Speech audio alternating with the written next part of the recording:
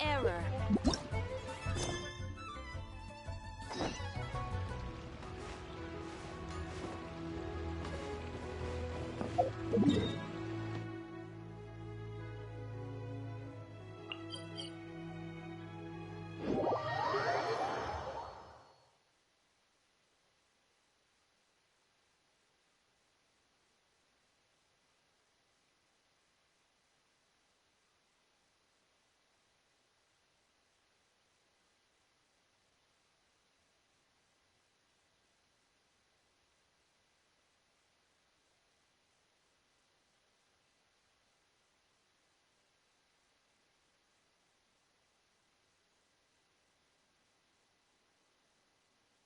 It's time to move on. We shouldn't stay here.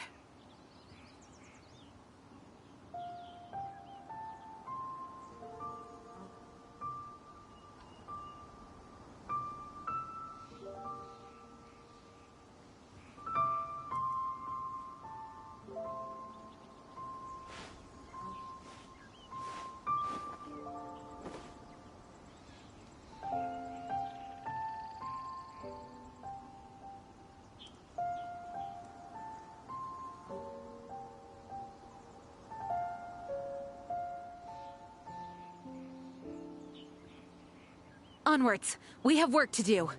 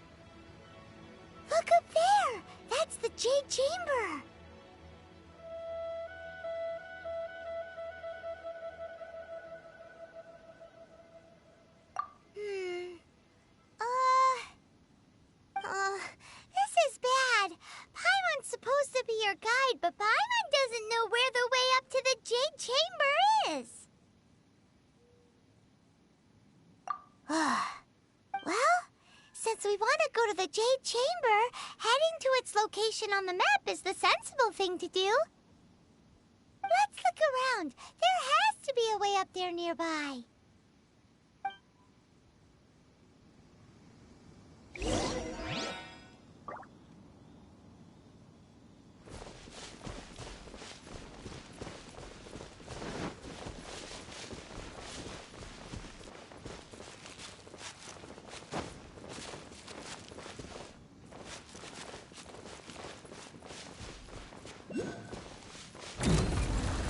By royal decree.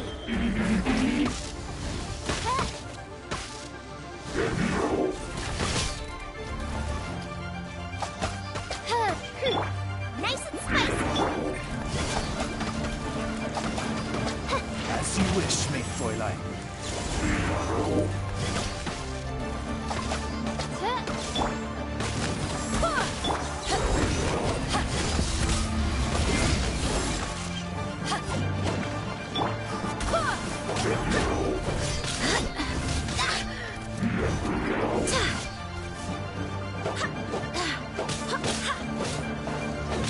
Nice and spicy. Help! My dinner's...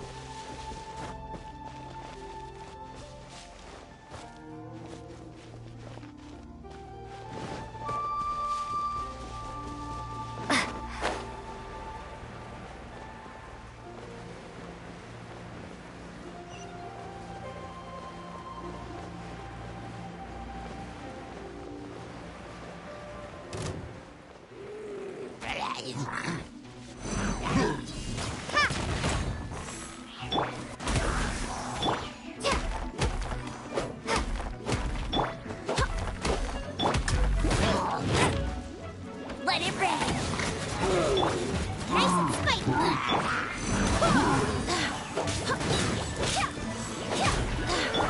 Eat this.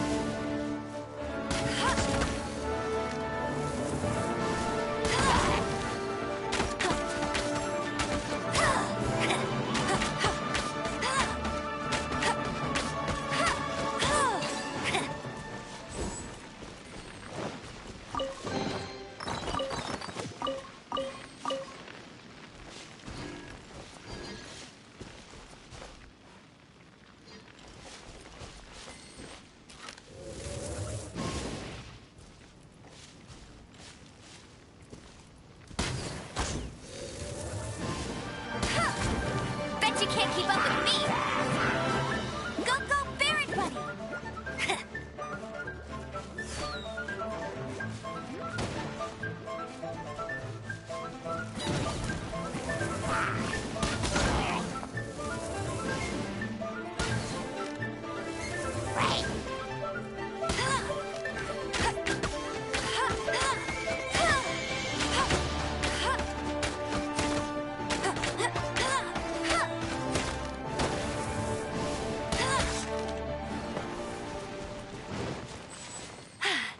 Told you I'd win.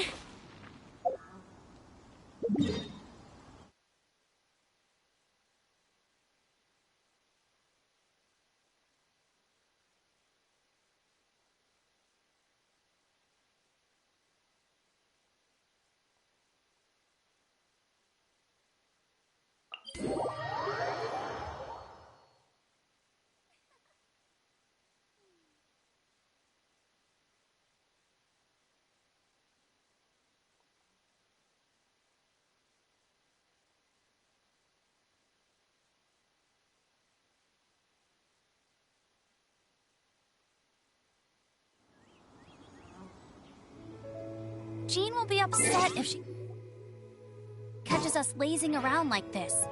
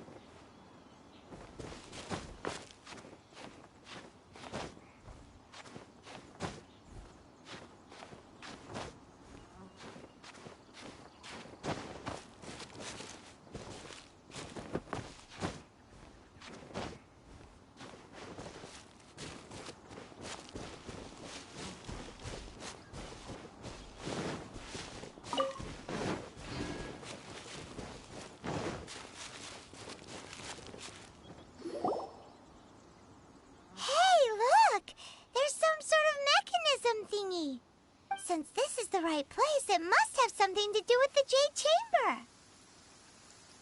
Yes, this must be the way.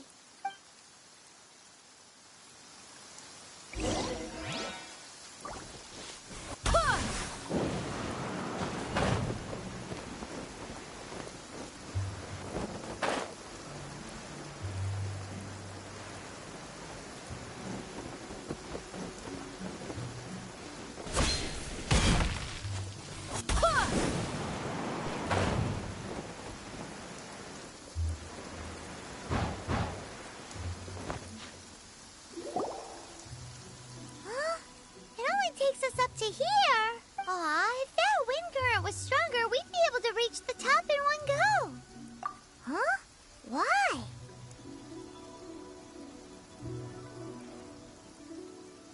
Or... Oh, Paimon gets it! If it was a secret, Ganyu wouldn't have let us try to find it ourselves, right? Alright, let's follow your plan. Then we can... Oh, hang on a moment. Look down there. Looks like we've gotten close to the Guizhong Ballista. Paimon has a new idea. Why don't we shoot you up to the Jade Chamber using the ballista?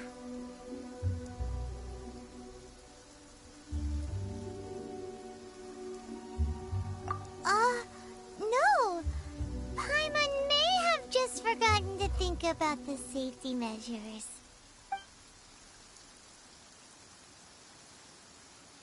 Oh, that's right! Now that you mention it, we could use the Guizhong Ballista to see if there's another way up nearby.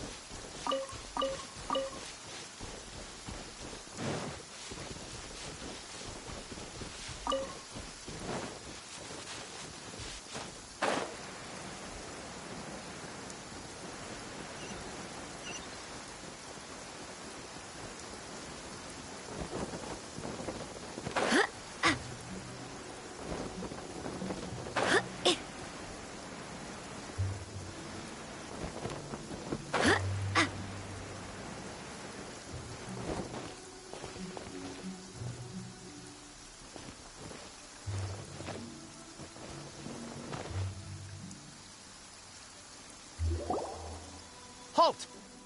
Who trespasses on these hallowed grounds? Exactly. What are you talking about? We're invited guests. What makes you think you can treat us like this? No. Wait. Maybe this was Ningguang's plan all along. She pretended to invite us to the Jade Chamber, but set up a Millilith ambush here to arrest us. Now Paimon's mad. You, over there. This is a trick, isn't it? How shameless. What?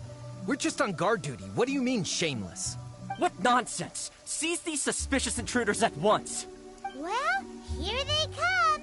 Line them up and knock them down.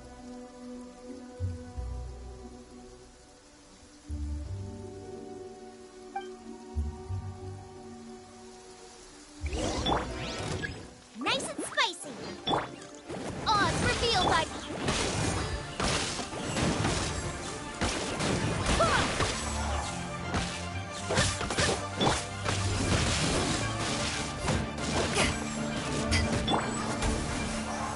Who goes there? Take the target alive!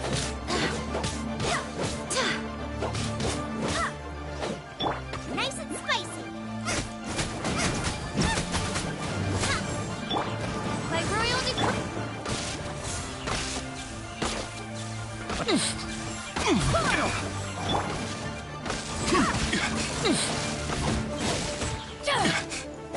Bested.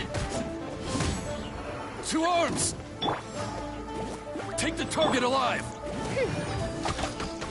Midnight Phantasmagoria.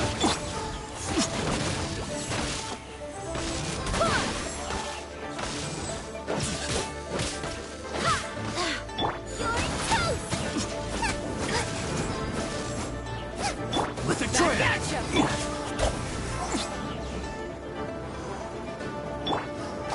Beaten.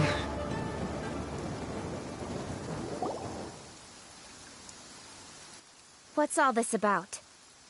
Lady Kuching, these 2 strange people suddenly appeared. They seem to have designs on the Guizhong Ballista.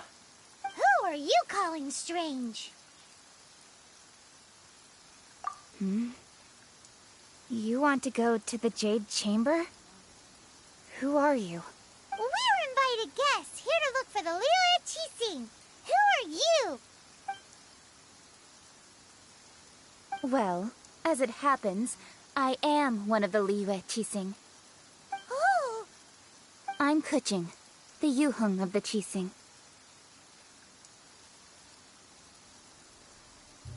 I know of you, traveler. You're Ningguang's guests, yes? Didn't expect to meet you here in the mountains. wow. Paimon didn't think we'd meet some super rich big shot out here in the middle of nowhere either. The Guizhong Ballista in Tianheng Pass has long been in disrepair, and yet it was fixed in a single night. I came here to investigate that occurrence. These Millilith are just here to guard the scene, not to arrest anyone. So this was all a misunderstanding? Paimon never would have thought. Anyway, for a mortal to be able to repair an Adepti mechanism is quite the mystery, even to the Qixing. That was...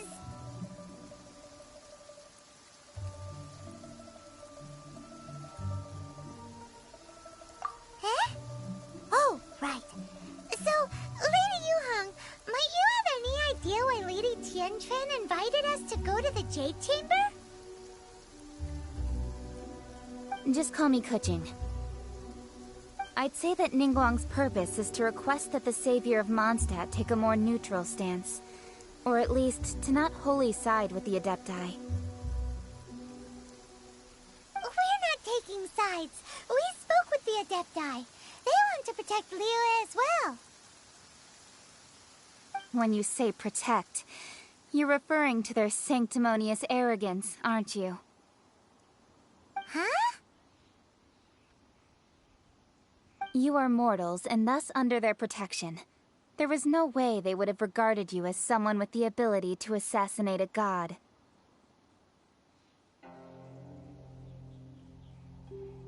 Naturally, they would also regard Ningguang's locking down the area, questioning the citizenry, and pursuit of the assassin to be pointless work.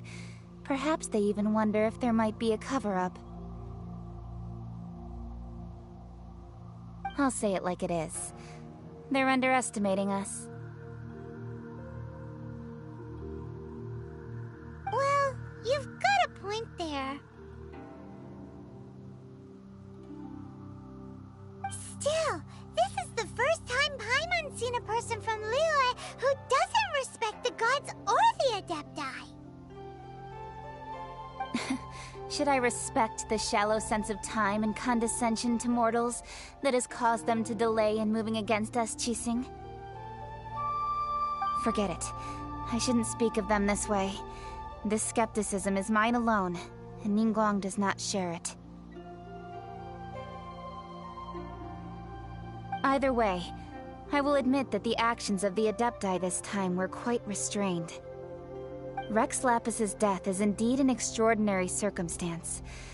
But to think that they would call for a council of Adepti rather than come down here directly. How surprisingly civilized of them. Well, for Ningguang, she would talk anything and everything out if she could. But I doubt we can do that here. The time of the Adepti has long passed. If even the Liyue Qixing don't want to face that truth, then what future is there for Liyue? Another super bold statement. I'll stop here. Honestly, I hadn't intended to say so much. But you're a good listener, Traveler. You should both be off to the Jade Chamber. Don't be late now. Ningguang's schedule is packed to the gills all the way till next year. The cream of Liyue's mercantile crop all see ascending to the Jade Chamber as the greatest honor. Each brings rich gifts as they visit, all to curry a little favor with Ningguang.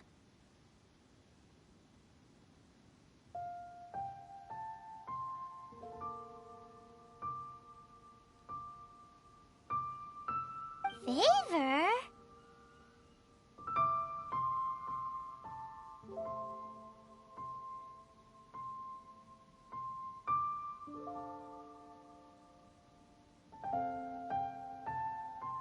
But... Wait, that's right! Greeting gifts are a staple of Liyue's culture! We need to get one. Alright. You can decide on your greeting gift yourselves. Let me tell you how to get to the Jade Chamber first. You didn't actually have to come to Mount Tianheng. Go back to Liyue Harbor.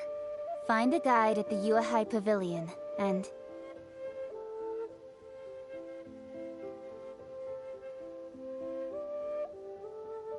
Well then.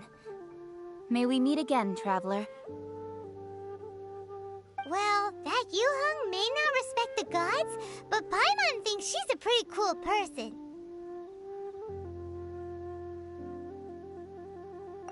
So, what should we give to Ningguang when we see her? Oh, right! Paimon dreamed of an amazing snack last night! Sugar-frosted slime! Paimon has a feeling that it would be perfect for a super rich person like Ningguang. Why don't we go with that for a gift? Nope! But Paimon's sure that we just need to make it with some boom shakalaka. Let's go gather ingredients. Time waits for no one, and neither will our riches.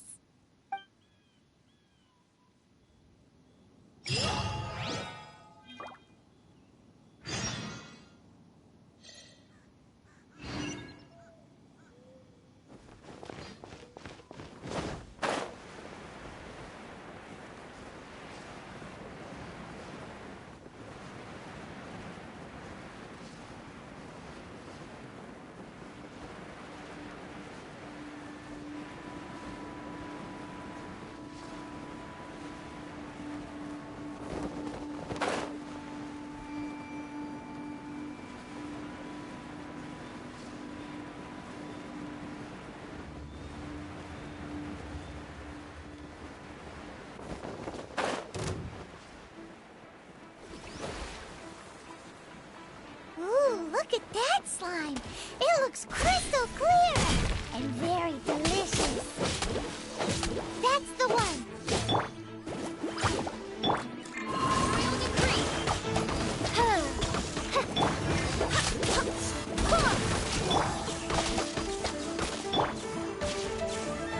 Back at ya!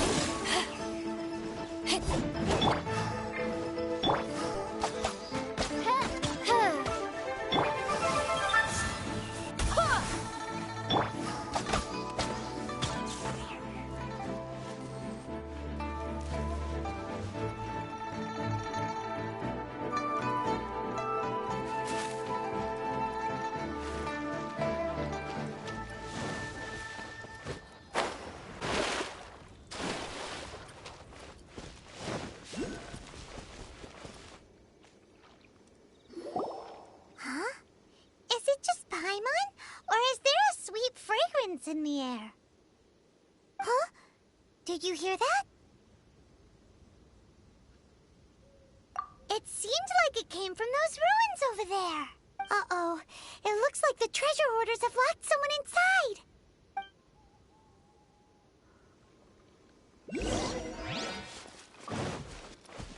There's no My end. royals, into the fire!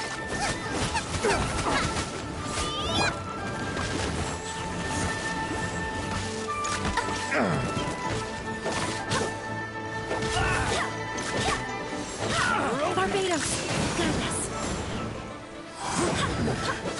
A hunter.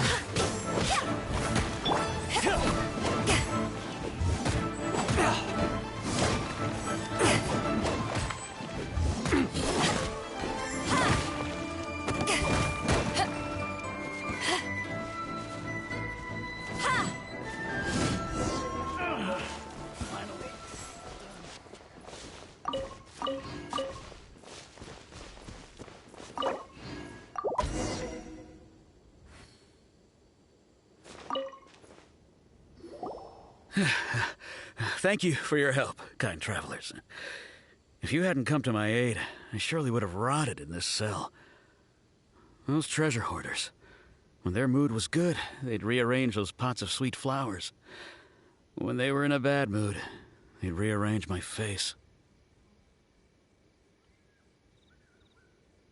Aw, it was nothing. No need to thank us all at once or anything.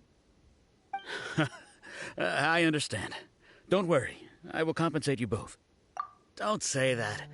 I only escaped this predicament because of you. I'm Meng Dan, a supplier for Mingxing jewelry in Liyue Harbor. I often walk around these mountains in search of antiques. I never expected that those treasure hoarders would have their eyes on the same ruins that I had. Before I knew it, they'd caught and imprisoned me. Is there anything that you lack? Antiques, treasure, various knickknacks, you name it. Well, as long as you want what I have to offer, of course.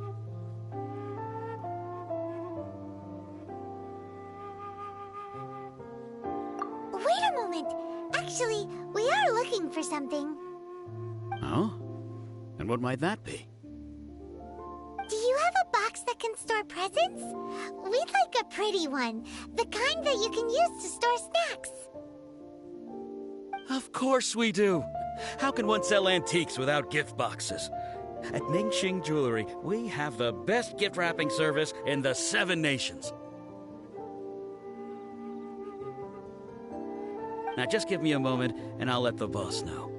You can go see her whenever you require that box. Great! Paimon Sugar Frosted Slime now comes in a beautiful package.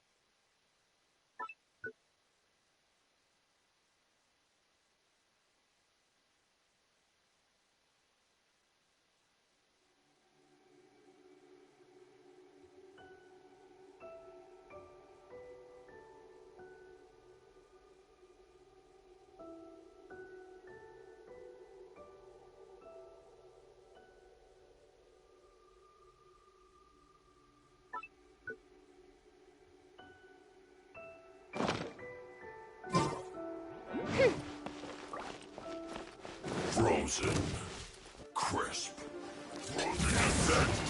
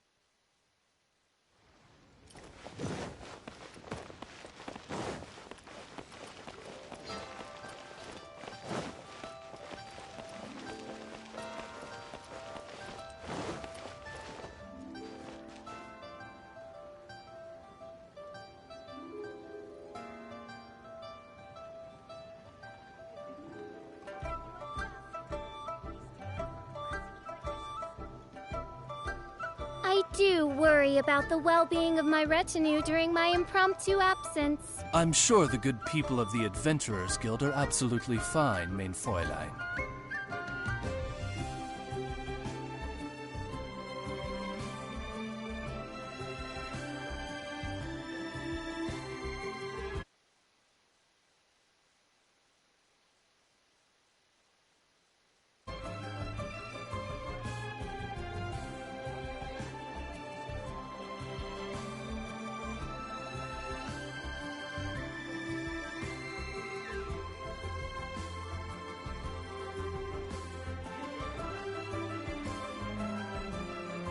I created another universe and founded paradise.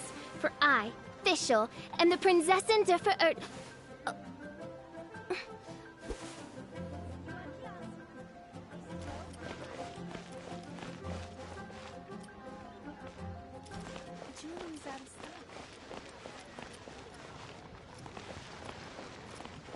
The key here is...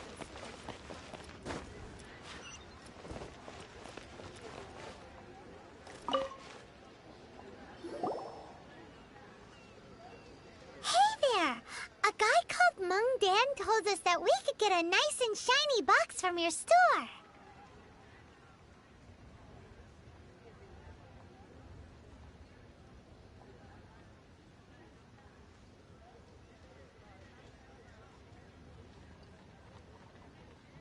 Uncle Meng already told me about it. Thank you both for saving him. Many of the best goods in our store were found by Uncle Meng. If anything were to happen to him, it would be impossible for us to continue doing business. Here, this container is itself an antique, with at least 140 years of history. It's already been cleaned. Will it do? Yep. It's great! Hang on a moment. Could we borrow one other thing? Sure. Please help yourselves. Traveler, this clay pot looks really awesome. If we use an antique as our mixing bowl, we should be able to make a great snack. It's done! The one and only sugar-frosted slime! Carefully now.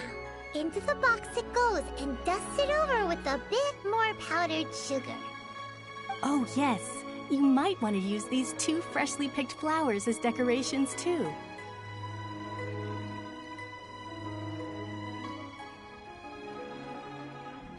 Woohoo! It looks beautiful! Great! Now that we've put all that we've got into this box, let's go to the Jade Chamber to see Ningguang.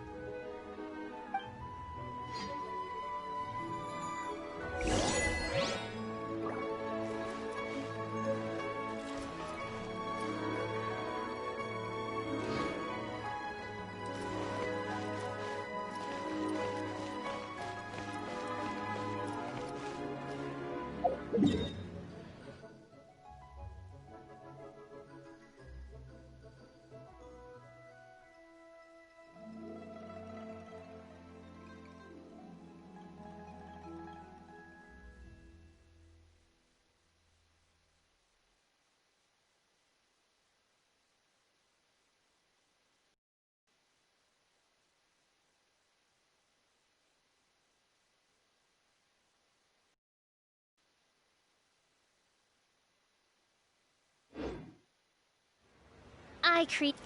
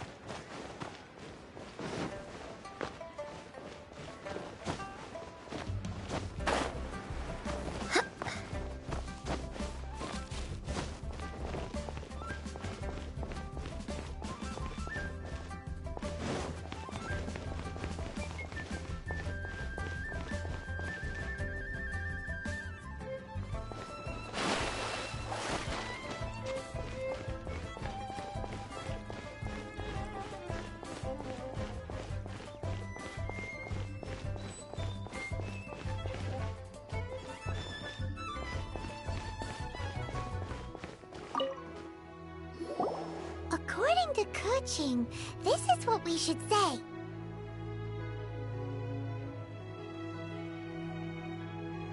Excuse me, do you sell the moon here?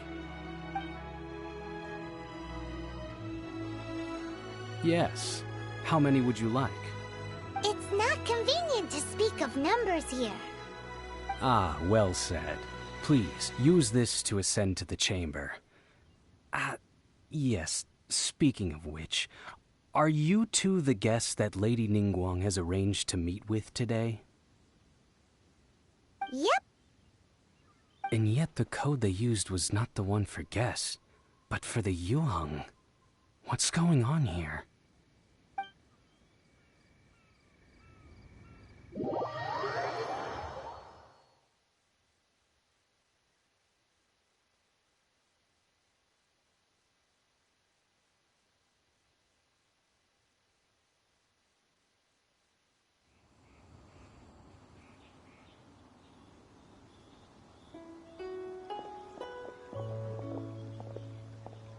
I've been waiting for you, returnee from Jueyun Karst.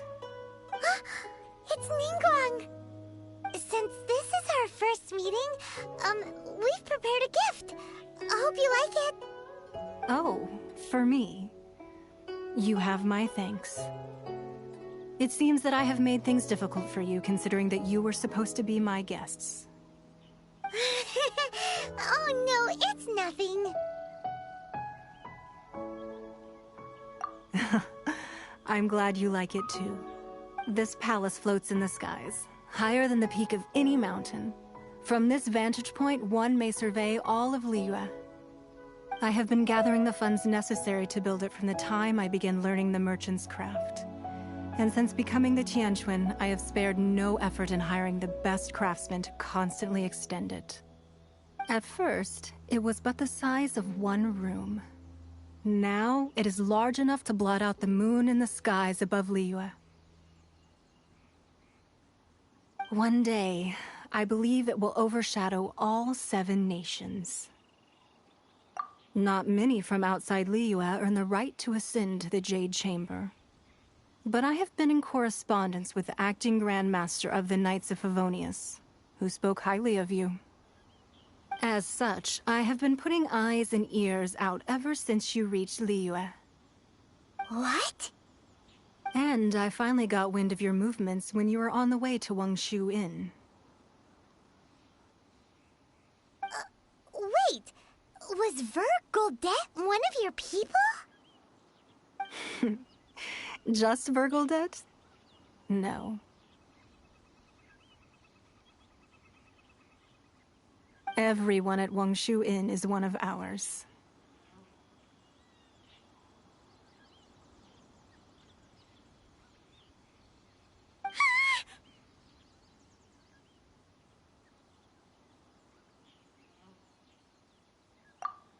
At the Guizhang Ballista, yes? You weren't peeking on us from the skies the whole time, were you? I fear that peeking would have been a little difficult from this altitude.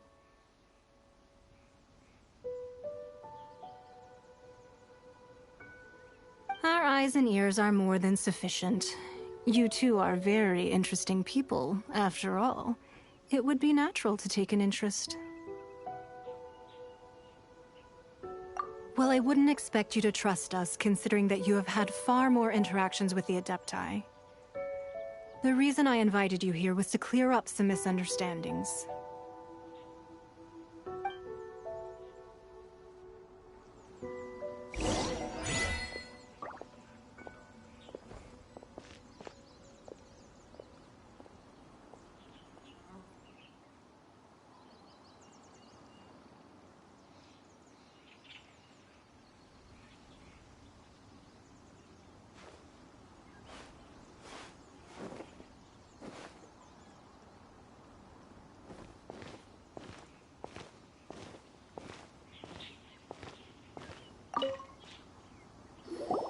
I believe that you've heard of the Archon War. Many gods used to walk this earth, and many long wars were fought between them that did not abate until 2,000 years ago. Much blood was shed, and many lives were lost. In the end, only 7 victors remained standing in Teyvat. They built cities and nations on the corpses of the vanquished, and thus began the era of the 7. You can see Goyun Stone Forest from here, I trust. It is no natural rock formation. Those are giant spears of rock hurled by Rex Lapis during the war. Beneath the spears lie those cast down by Rex Lapis in those days, gods that failed to seize the title of Archon. Not only is it true that gods may die, but so too has the membership of the 7 changed over the last 2 millennia. Rex Lapis's passing is an unimaginable disaster for Liyue, but the Order of the 7 will not collapse simply because of that.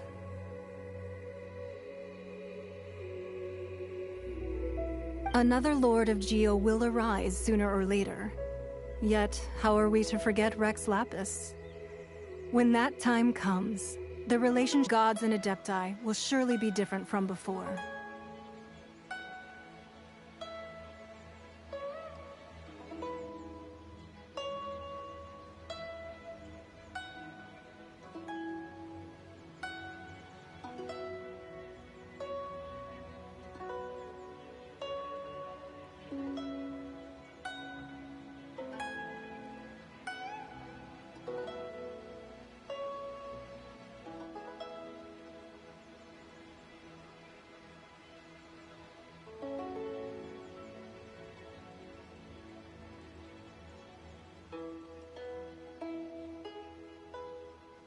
Even in a new era, the Liyue Qixing remain Rex Lapis's former subjects. Do you really think us capable of having played a part in his demise? Of lacking the foresight to see the certain repercussions?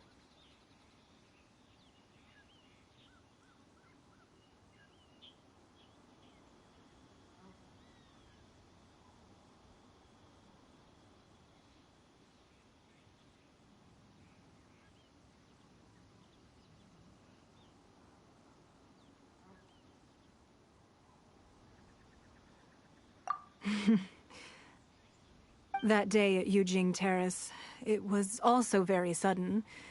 Even I was caught but our enemy has long lain hidden within the harbor. If we do not act against them now, they will surely gain the upper hand. Hiding the Exuvio was a necessary maneuver to take the initiative back, to play the spider while our foes scurry about.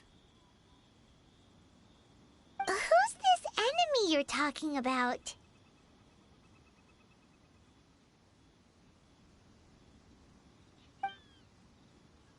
What do you think, traveler? Huh? What are you two talking about? Well answered.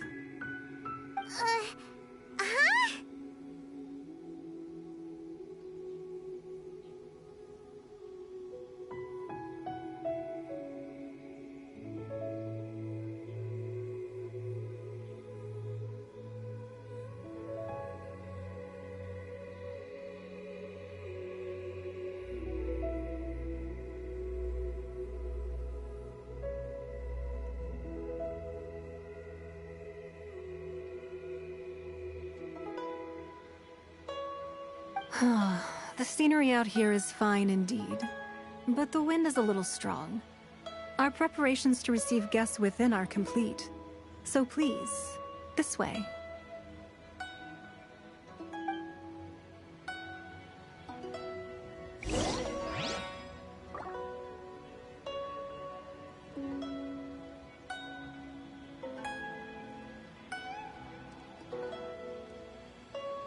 It's time to move on. We shouldn't stay here.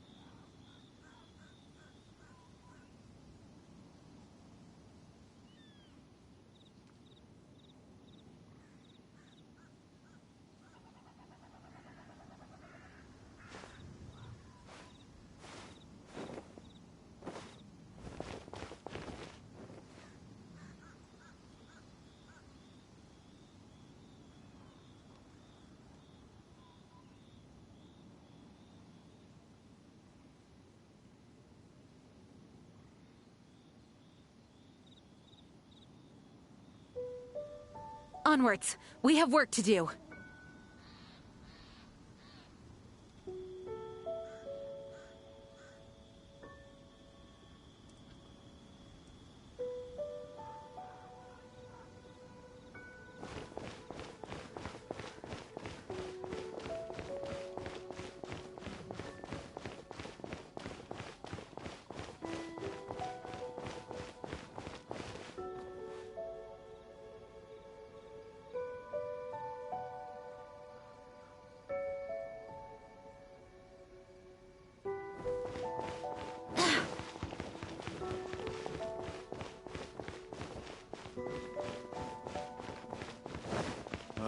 I need a more physically demanding job.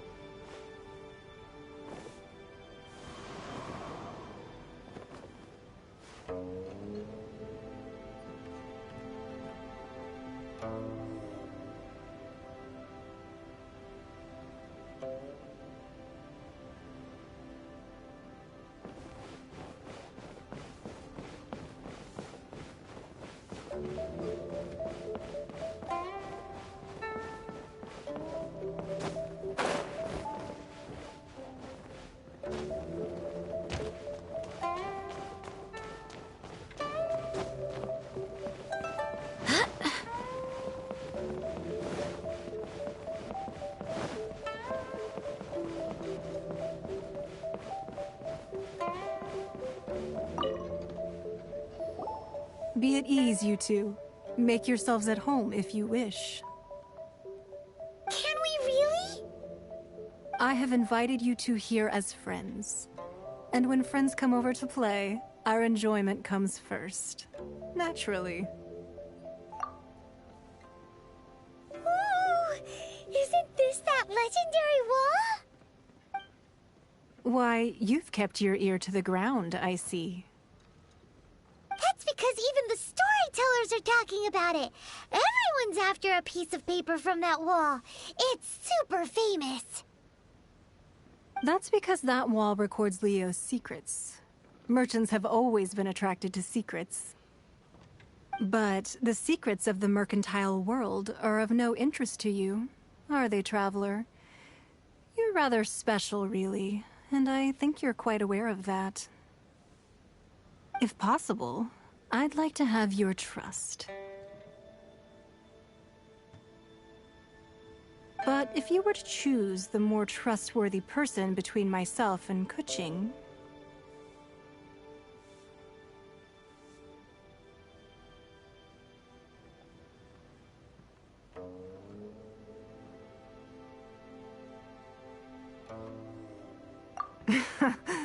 You'd pick Keqing?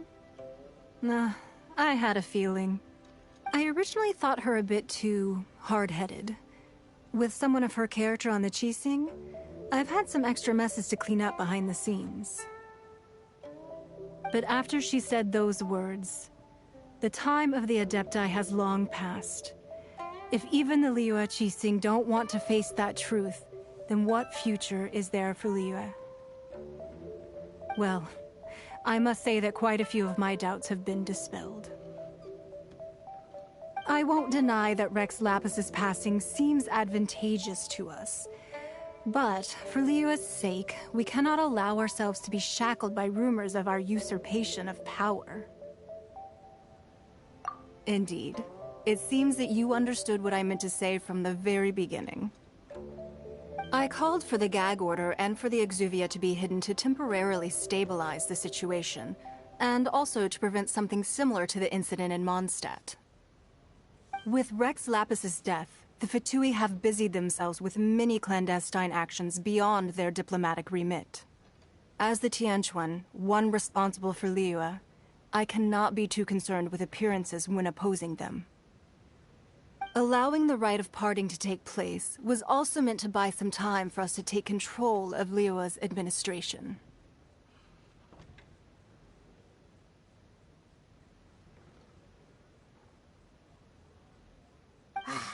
It's exactly as Zhongli said. The Qixing only provided the venue for the rite so they could use us for their own ends. Wait, that's right. Speaking of ends, could I say one other thing? Of course. Paimon's heard that anyone who sends a greeting gift gets a little something in return. So, does that include us? It's all right. I like direct people. Well, we have made quite a bit of trouble for you recently. How about this? You can pick any one object here as you please, and you may take it with you. Yay! Paimon was just waiting for you to say that! Let's see, what should we get?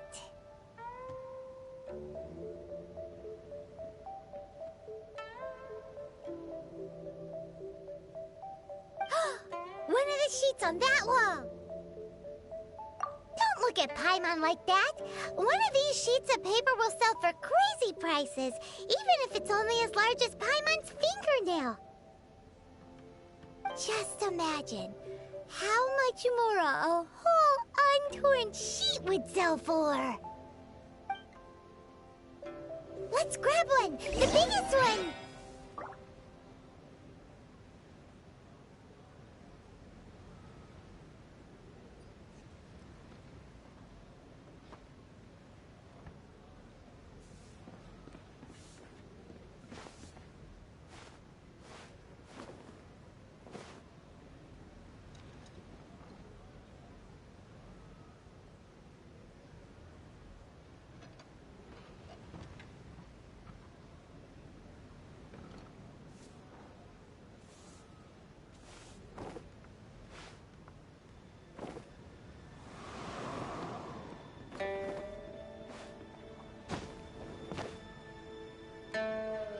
So, have you made your choice?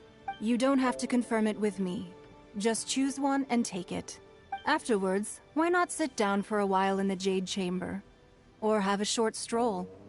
Rest is also an integral part of any journey. Come now. There's no need to stand on ceremony. Loosen up a little.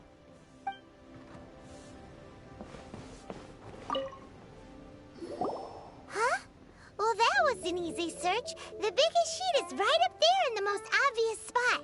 Let's go with that one. La la la la la. Let's see what's written on it. Huh? There's a place marked with a circle on here. Oh, could it be treasure? Whatever it is, it better make us filthy rich. Let's see what's written over here. Sigil of permission, something, something, Fatui, research, copy.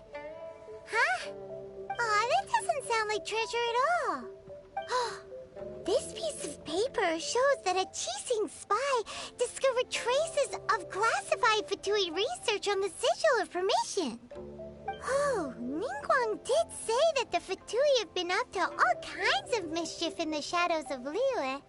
Spreading rumors, wanting to get their hands on the Archon's body and whatnot. But research on the Sigil of Permission? Paimon wonders what they're up to. Speaking of which, there's also some connection between you and the Sigil of Permission. Seems there's still more for us to find out.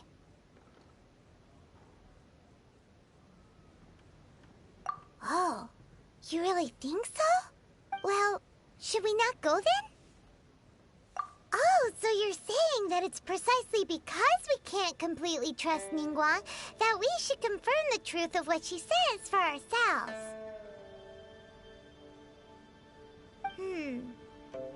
That's way out of Paimon's league. Paimon thinks she's been nothing but good to us. Anyway, we'll see if you're onto something. Before we look for Zhongli at Dihua Marsh, let's go to the place marked out on these papers and see if the Fatui really are up to no good there.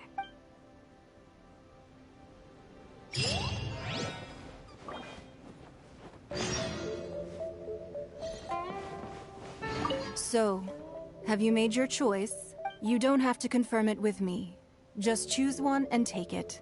Afterwards, why not sit down for a while in the Jade Chamber? All right, then. I hope the next time we meet, you will either have already done the right thing, or will be about to make the right call. It's confidential.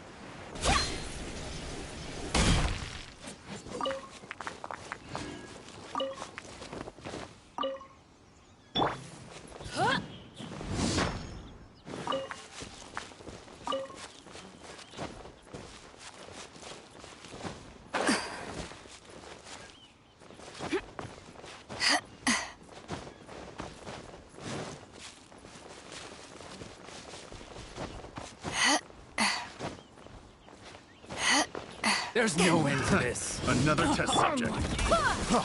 Freeze!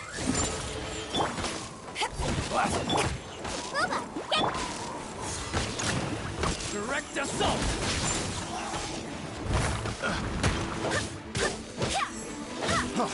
Freeze!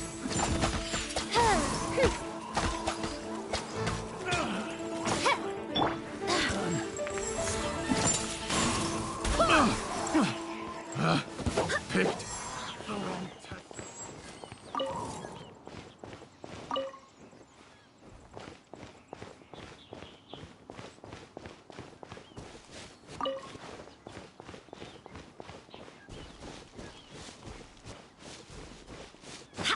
There really were Fatui at the location written down on this piece of paper.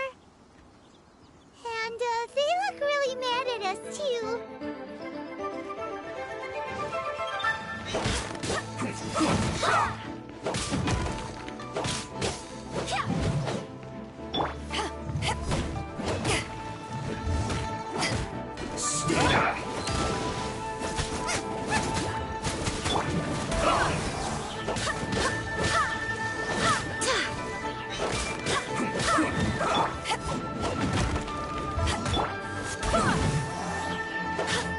I will end you.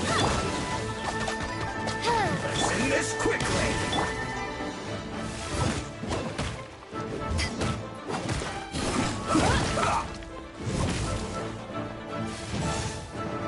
Nice and...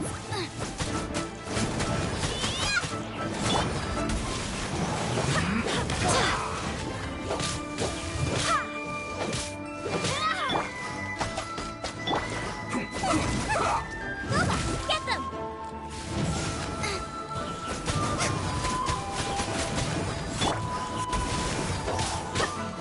Let's end this quickly.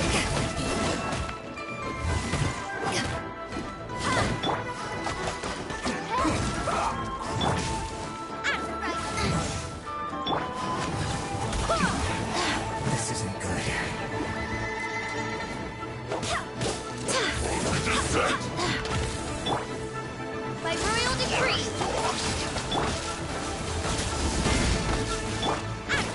It's time for a flash freeze.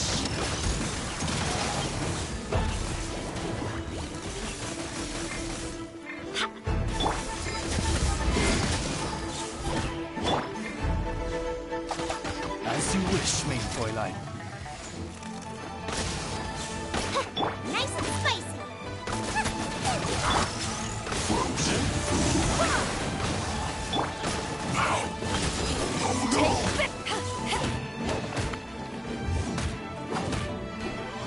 Cooked food. Disgusting.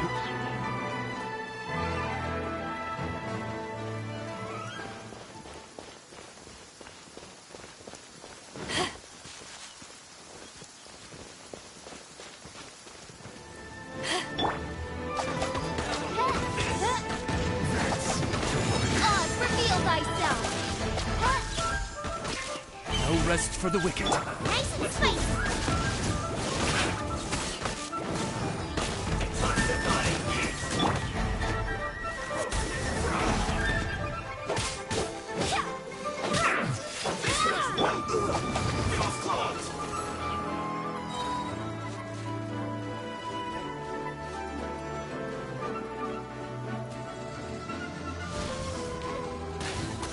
Have a load of this. No excuse for slacking.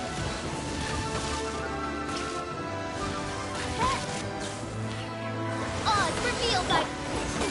Get them! Time to fulfill my duty. Back at ya! No slacking off.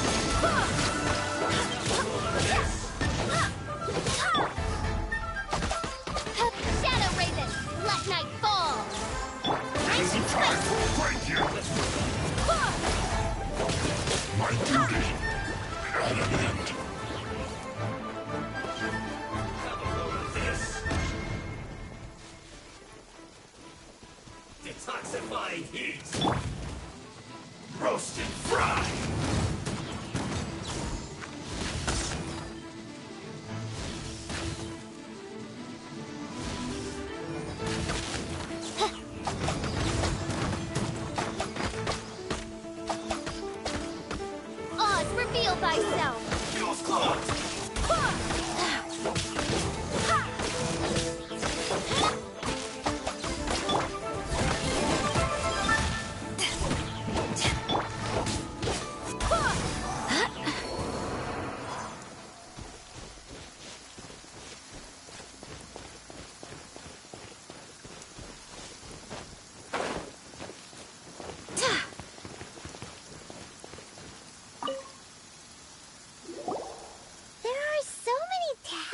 parchments here. And some stacks of blank paper, too. What are they for?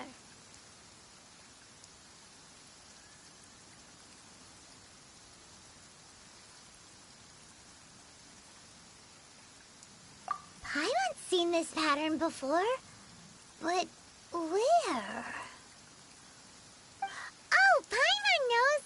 It looks just like the sigil of permission the child gave you. But how did a relic of the Adepti end up in the hands of someone like Child? Suspicious. Oh, that's right. Cloud Retainer said that when the Lord of Geo created the Sigil of Permission, it wasn't to be used as some old relic. Talismans like that were once used in the Archon War to channel divine powers. Maybe the Fatui are copying the Sigil of Permission in hopes of achieving a similar effect. Being able to channel divine power in battle?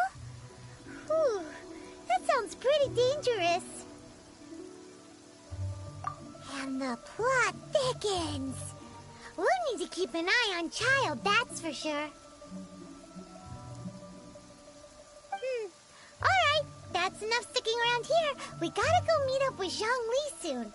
The last stop on our rite of parting preparations tour is Dihua Marsh. Let's go! Paimon hates being late.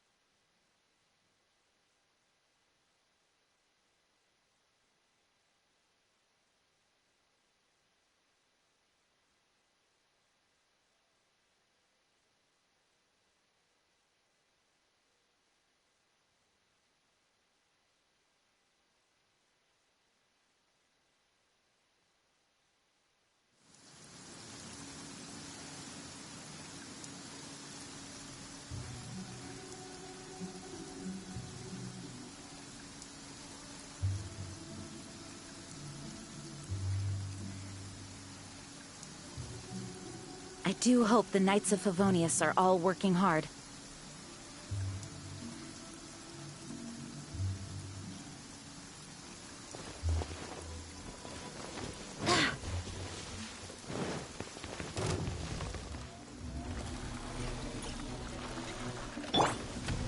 Oz, reveal thyself!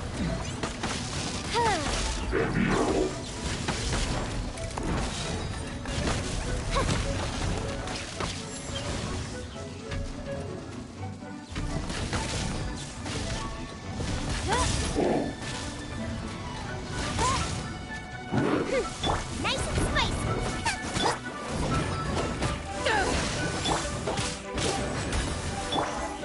Oz, reveal thyself!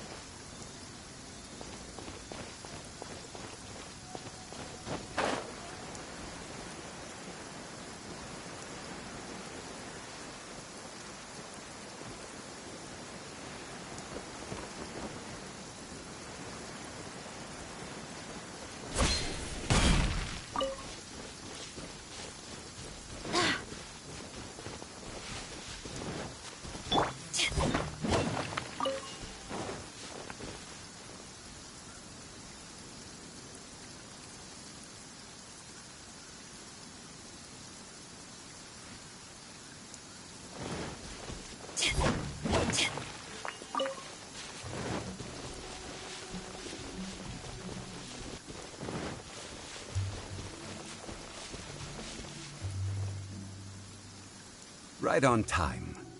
I myself only arrived moments ago. Did you enjoy your visit to the Jade Chamber? It was so big and pretty and expensive. Paimon's never seen such a fancy schmancy place before. Indeed. It's second to none in all of Liyue. Then you met with Ningguang, I trust? What did you talk about with her? She's super rich and so generous. Paimon thinks she's very friendly. Yeah, her take on Ningguang is quite different from Paimon's. She thinks that even the tactless Yuheng is more trustworthy than her. Oh, so you also met with Keqing then? What did she have to say? She said the time of the Adepti has long passed. If even the Liyue Qixing don't want to face that truth, then what future is there for Liyue? No respect for the divine.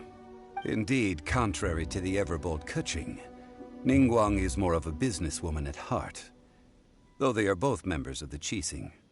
Although she's friendly, there's no way of clearly discerning her true intentions.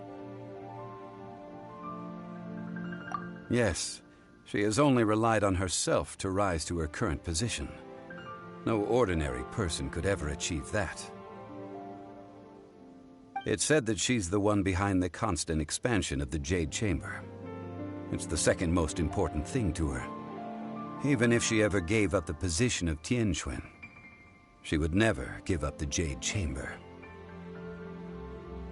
The Jade Chamber is only second. What's the most important thing to her then? Why, Mora, of course. All Ningguang talked about was the Fatui this and the Fatui that. She said that after Rex Lapis was murdered, the Fatui have constantly been trying to sink their fingers into Liyue, and that they aren't to be trusted. That is how the Fatui have always been. It doesn't surprise me in the least.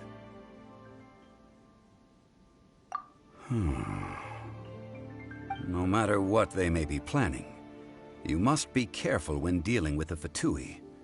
Always be on your guard. So, is there anything we need to get for the rite of parting in Dihua Marsh?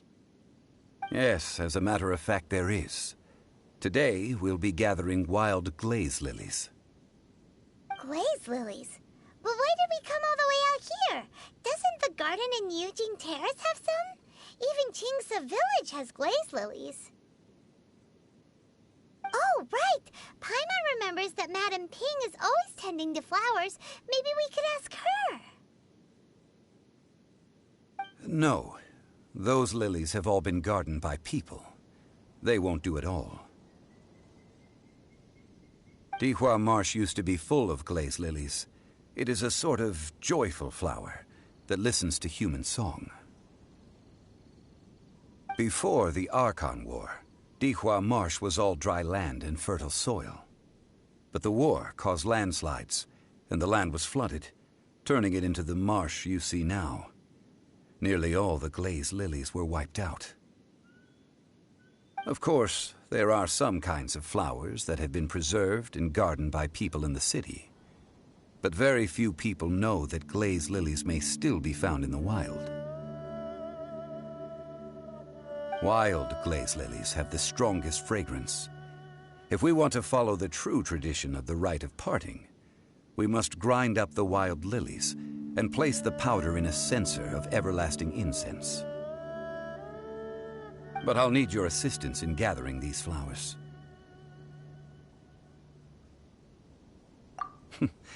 That's correct. Your singing will surely bring out the strongest fragrance from the flowers. So how good is your singing?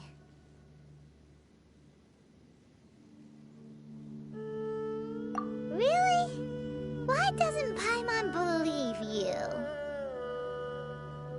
We'll only know once she starts singing.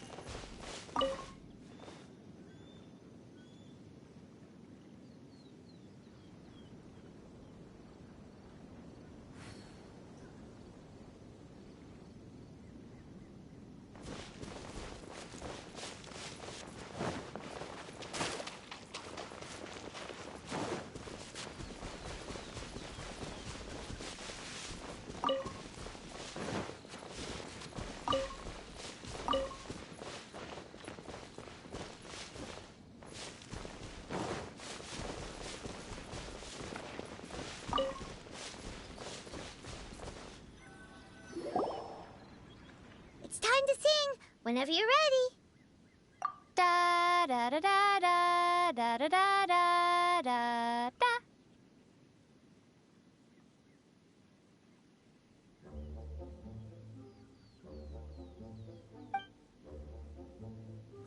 What happened? These flowers are jumping. They look really angry. Is this because they sang a song from Mondstadt that they don't understand here in Liyue?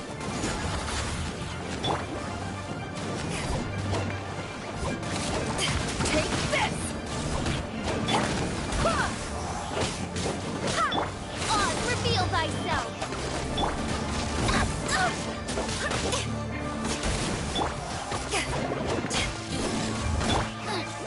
Get them!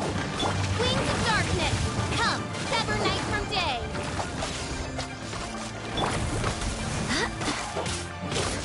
I summon thee!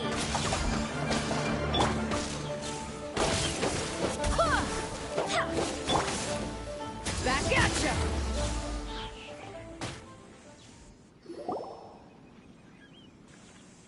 Those weren't glaze lilies. Glaze lilies wouldn't hit people.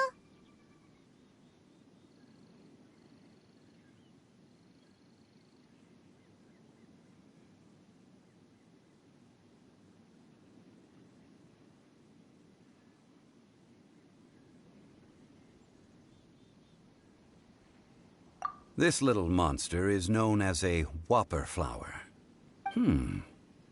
Strange. These petals look interesting. The glaze lilies used as a disguise were buried with the whopper flower for too long. The result seems to have surprisingly potent medicinal value. Let's collect what we can of these petals. Well, that's nice and all, but will those petals be useful for the rite of parting? Unfortunately, no. That's so lame. Excuse me. Are you searching for glaze lilies? Oh, hey! It's... What's-her-face? Paimon can't remember. Hello, traveler. I'm surprised you still remember my name. Ah, that reminds me. How was your visit to the Jade Chamber? Well, it sure would have been better if you told us how to get up there. Didn't I tell you the way? Surely I did. Nope, we found the way on our own.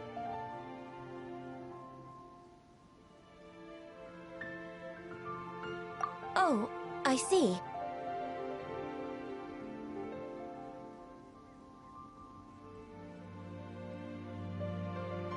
Uh-oh. I guess I really did forget to tell them. Huh. Something seems a little off about Ganyu.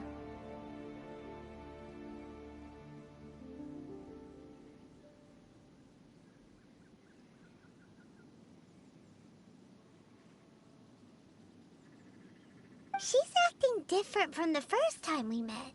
Where's her serious attitude now? Ah, well, I met you at that time as an emissary of the Tianquan. But now, I am simply out on a stroll to see the flowers. You came all the way out here to see the flowers? Why not just enjoy the gardens of the city?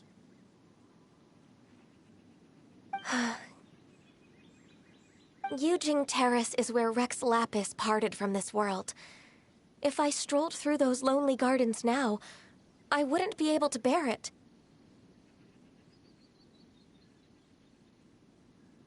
Whenever my duties take me near Yujing Terrace these days, I draw the windows to block my view of the gardens.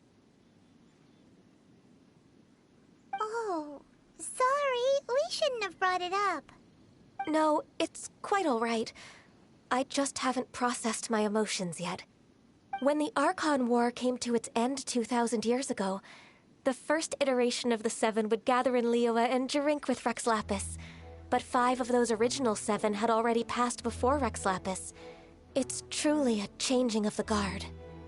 Yes, now that the spirit of Rex Lapis has returned to the heavens, only Barbados of Mondstadt remains of the first 7.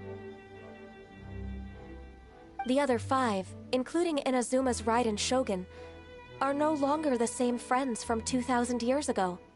Of the current 7 Archons, the youngest is Sumeru's God of Dendro. He is merely 500 years old. whereas Rex Lapis was more than 6,000 years old at the time of his passing. This means that Liyue had been under Rex Lapis's rule from the moment it was first founded 3,700 years ago. The city has never had to bid farewell to its deity. So what do you think of this farewell? Huh? This is a little sudden. As a mortal, I've never dared to imagine a Liyue without Rex Lapis. But as an Adeptus, I think I will eventually come to grips with reality. Since... Huh? Did you just say, as an Adeptus? Yes, I am a mix of human and Qilin. Adeptus blood flows through my veins. I fought for Rex Lapis and the city of Liyue during the Archon War.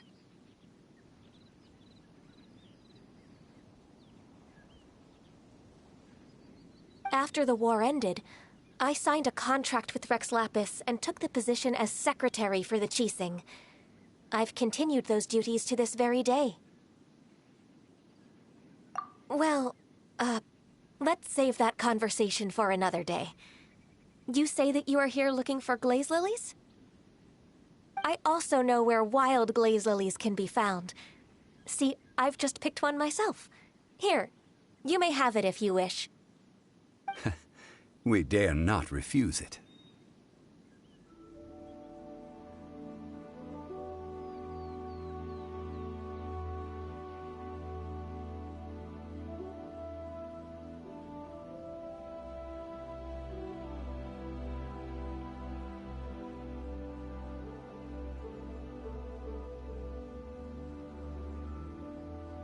Oh, so did you sing a song before you picked the lily?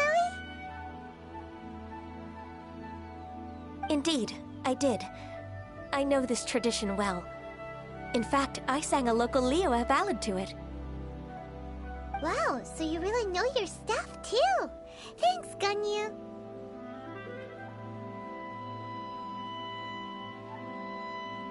No, it is you who I should be thanking. If not for this chance meeting, I never thought that I would be able to contribute to the upcoming farewell for our ancient lord.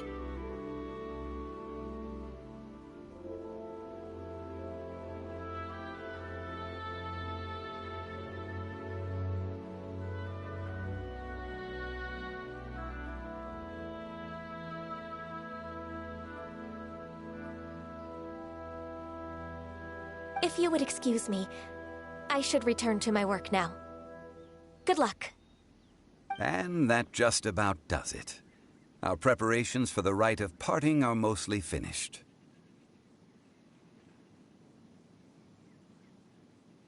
Given the ease of picking glaze lilies, I think this was a fitting end to our tasks, in more ways than one.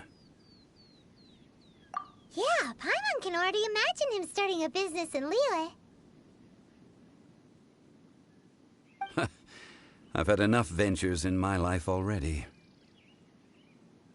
Beginning a new undertaking is always difficult at first, and requires no small amount of effort.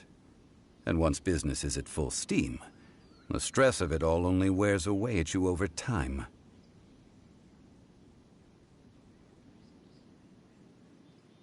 So you must be careful to take the time to step back and re-examine yourself. If left unchecked, the wear and tear on your heart may go well past mending. Wow. See? Zhongli sounds like he's already seen it all. Alright, I think it's about time we head back to Liyue Harbor now.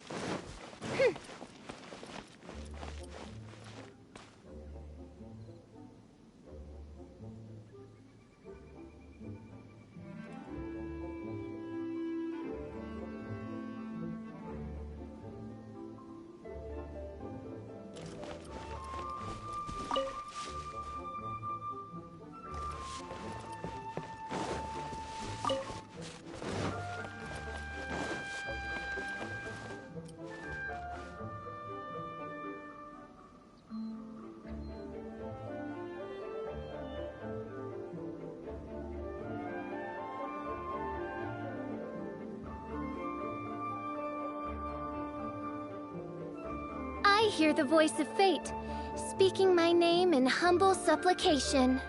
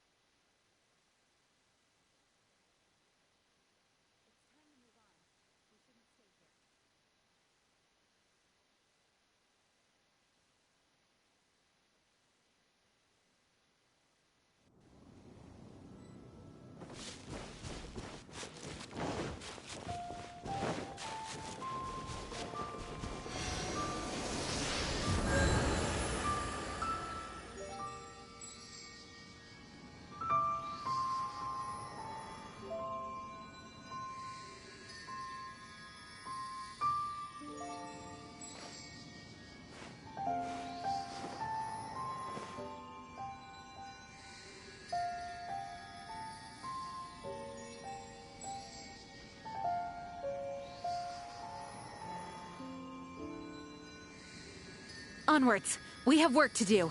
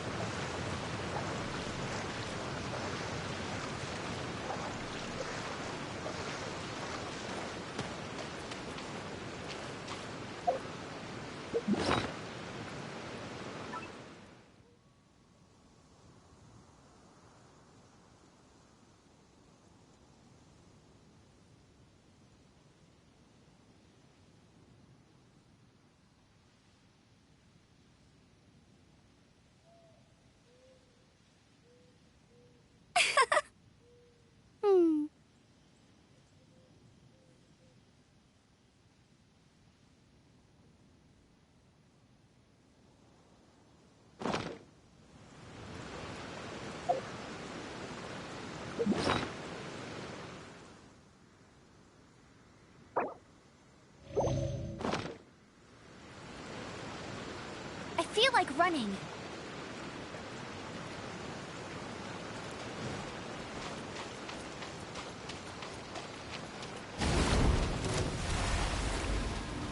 Go, go, Barret Bunny!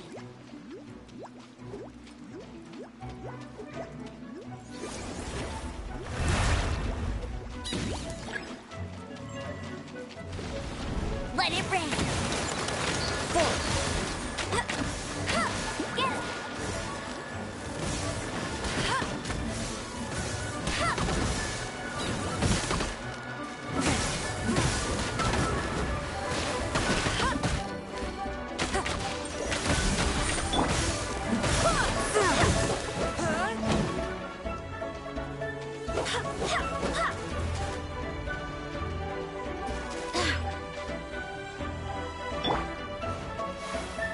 Get it!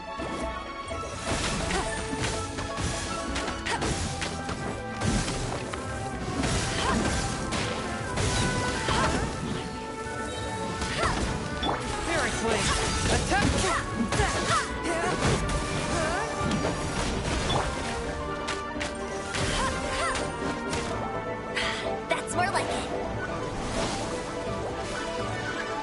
I'll race you there.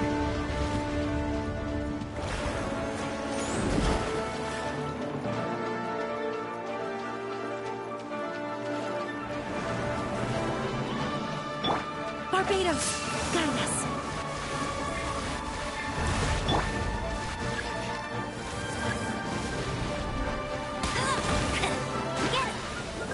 One! No escape!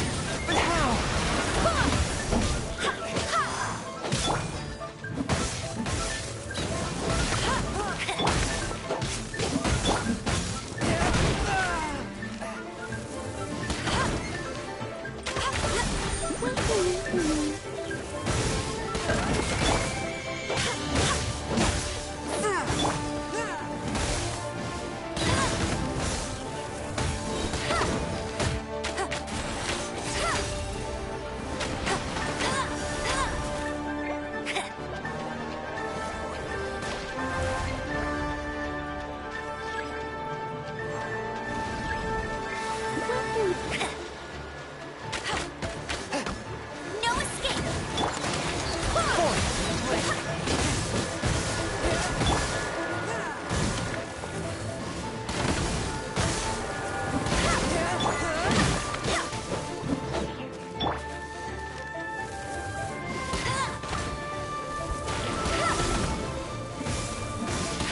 I'll race you there. Get it.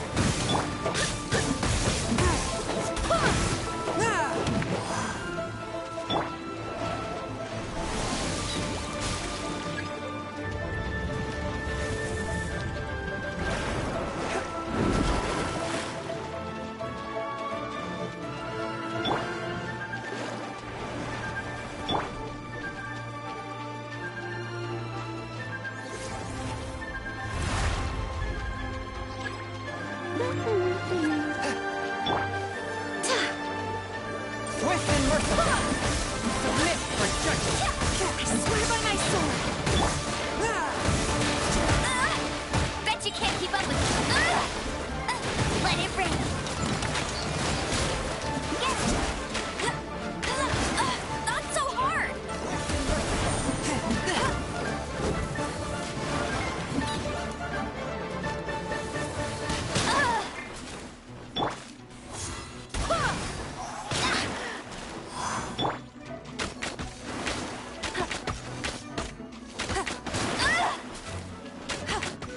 One with my blade!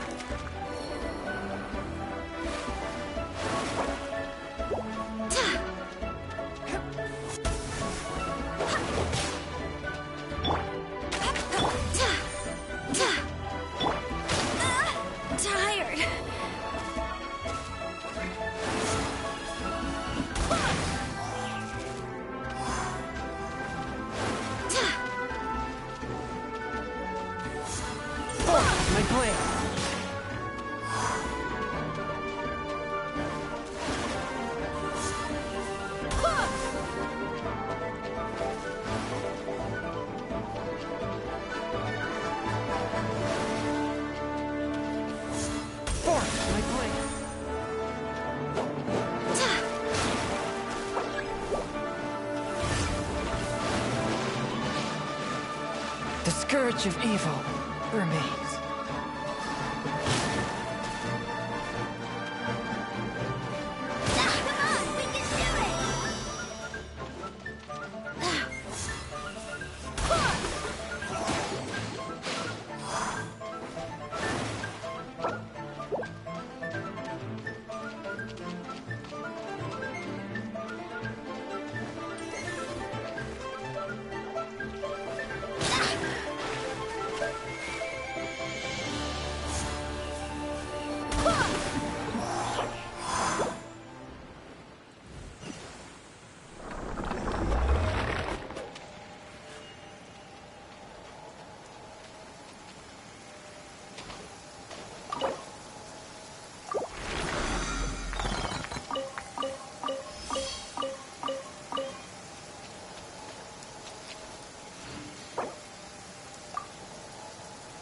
Onwards. We have work to do.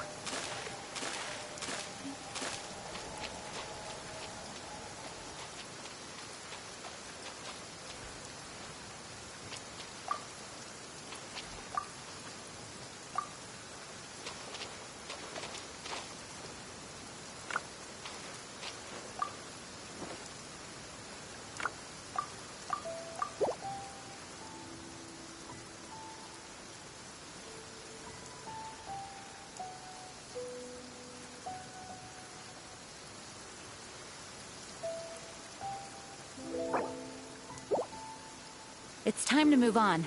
We shouldn't stay here.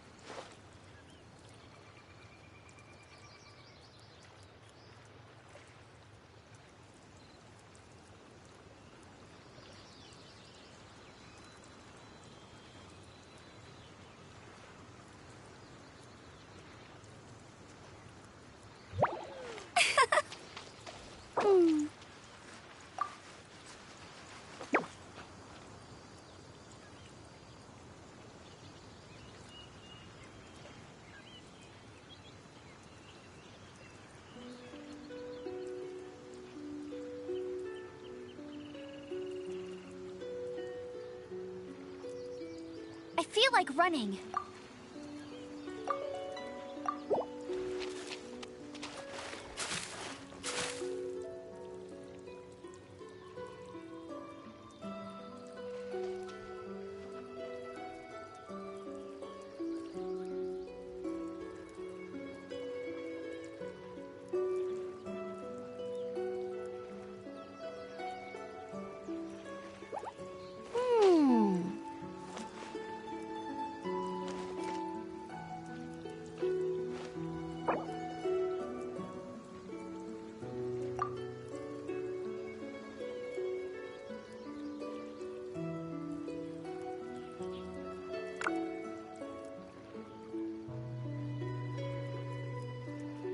Hey, there's something strange over there.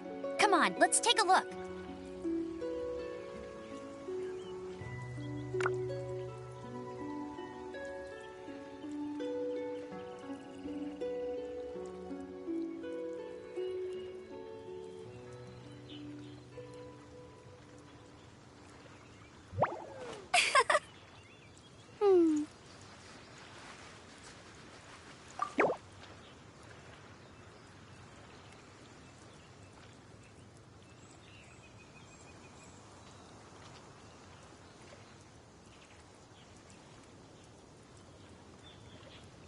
I feel like running.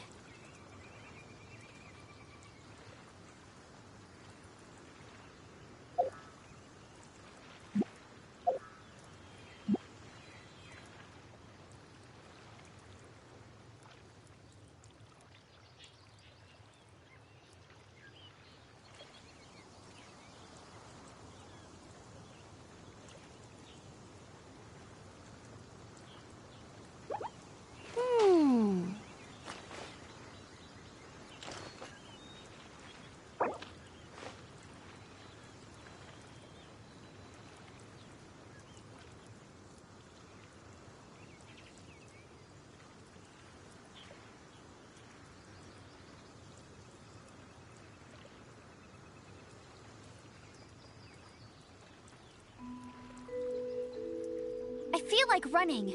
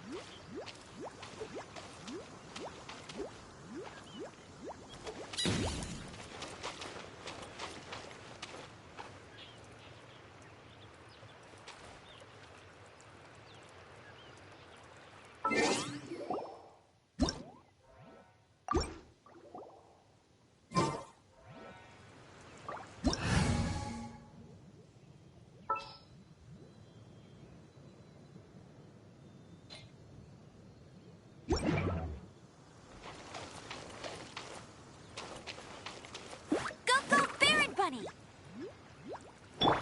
Nice and spicy.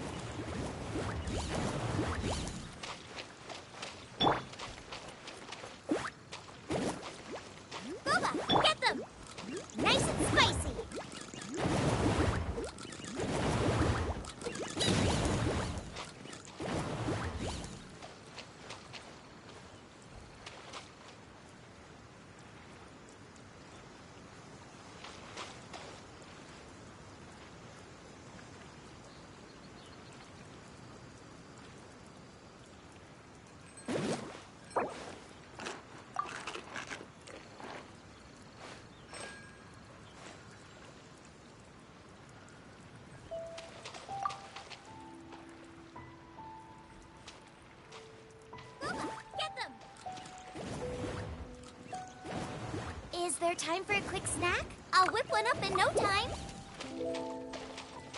Gooba, get them! Go, go, Baron Bunny!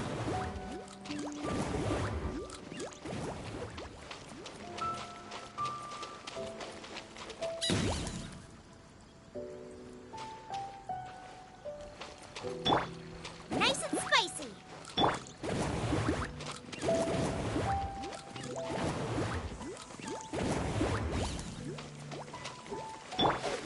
Gooba, get them!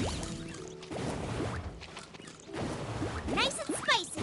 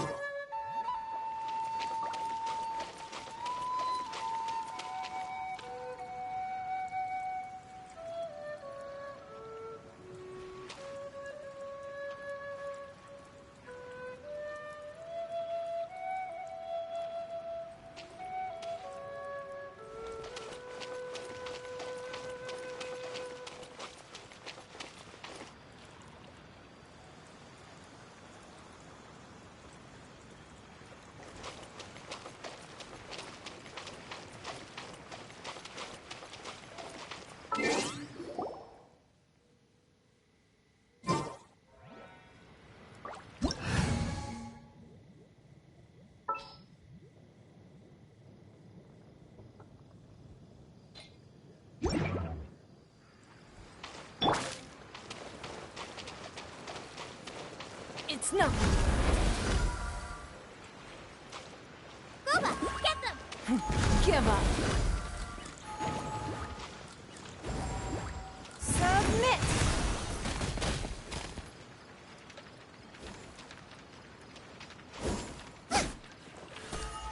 Don't waste my time.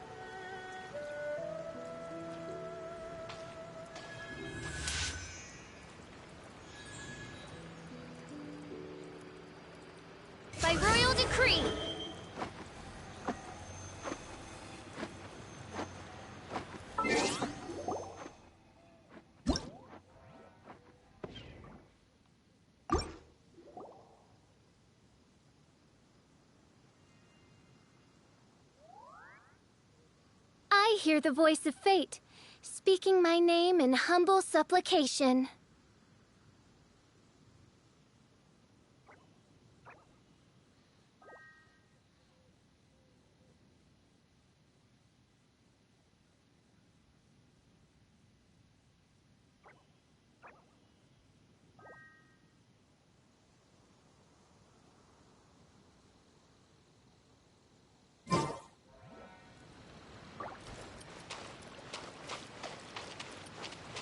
Oz, reveal thyself!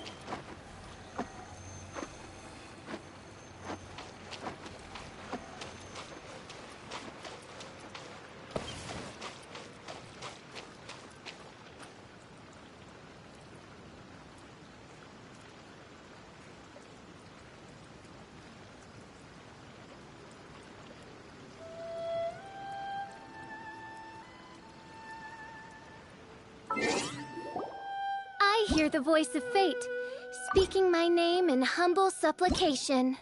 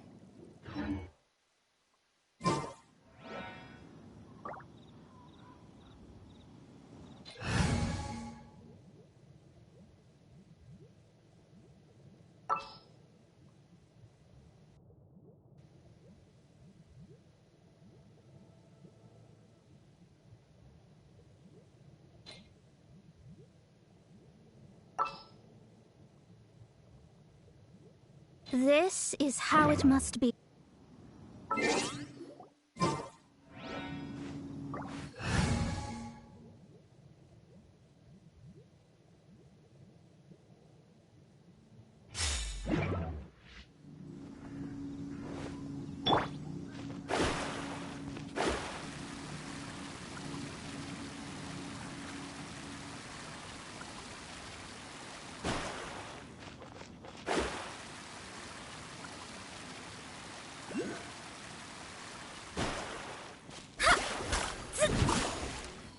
Shadows of fate!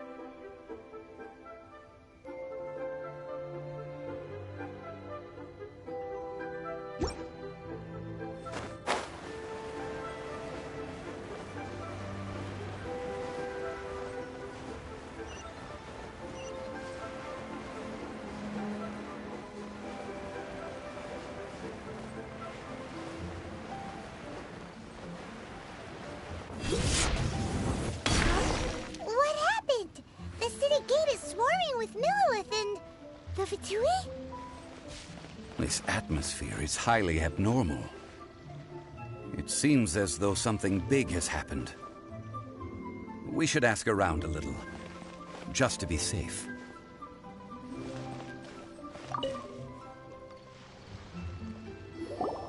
Ah, you're the consultant to Wengsheng Funeral Parlor. Mr. Zhongli, I presume. The Millilith are watching our every move now. These are desperate times. We mustn't act rashly. Desperate times? The Adepti of Joyun Karst are finally on the move. Do they intend to exercise force? Most likely. I've heard that some members of the Qixing have already gone to meet them. Well, I say meet, but it's more like they're attempting to stall the Adepti outside the city. However, both sides were quite obstinate and hit an impasse. It seems inevitable, given the current situation. The Adepti do not acknowledge the Qixing. They only acknowledge the contracts of the Geo-Archon. If the two sides come to blows, Liyue Harbor will be in no position to stop them. Surely the Liyue Qixing are not the sort to give in so easily. Their boneheadedness is known throughout the lands. Yet it's because of that obstinacy that mortals and Adepti are now on the verge of conflict. And what now? How is it that the Fatui have come under fire? That's all Ningguang's doing. She proclaimed that in these tumultuous times, the Millilith must rein in the actions of the Fatui. Only now do they want to start keeping tabs on us? That's the Qixing for you. Anyway, Mr. Zhongli, you're one of Child's close associates. Please understand that your actions will reflect on us. Don't let anyone catch you off guard. It looks like things are about to boil over in Liyue Harbor. Do you intend to use your neutral identity as an intermediary between both sides? Or will you use your sword to turn the balance?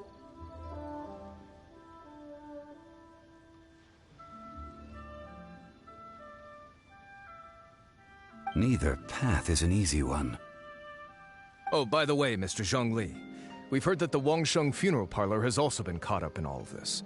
They're currently squaring off with the authorities at the gates. Things are taking a turn for the worse. I'm afraid I must leave now to handle things back at Wangsheng funeral parlor. I hope that Master Hu has been able to keep things under control for the moment. Consider your next course of action carefully, Traveler. If you're trying to prevent an explosion, it may be wisest to look for the fuse first. Having connections with the Fatui seems to be quite the double-edged sword. So what does Zhongli mean by looking for the fuse?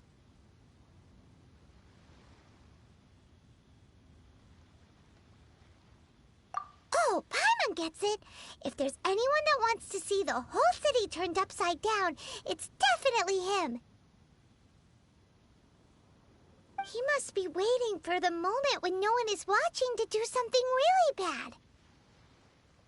But where could we find him now? Where would he go at a time like this?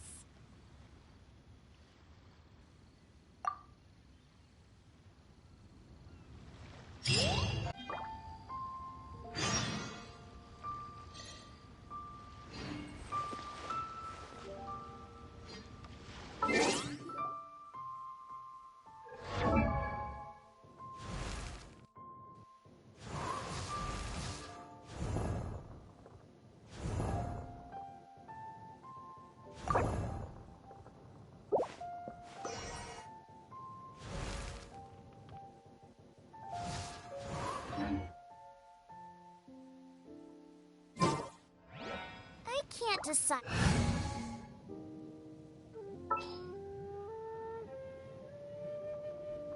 Understood. Pyro slimes taste better with salt and pepper or garlic and herbs.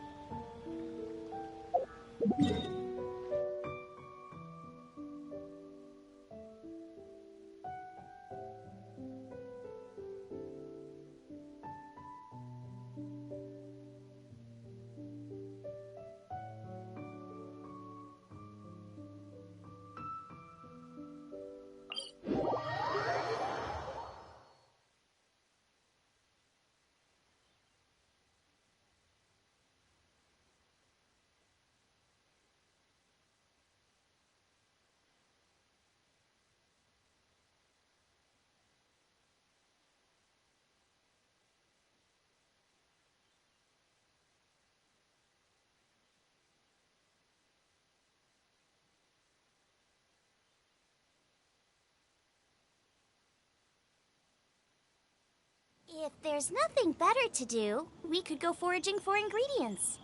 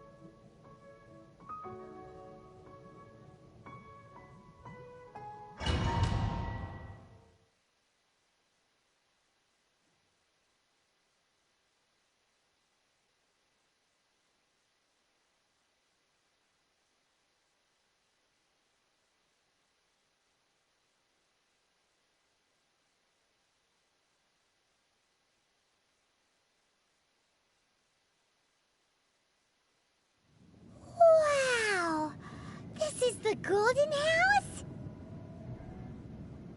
It looked impressive enough from the outside, but who would have guessed that it was even fancier on the inside?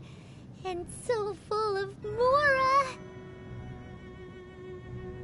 This is where all of Teyvat's Mora is minted, right? In that case, maybe they won't notice if a few Mora go missing.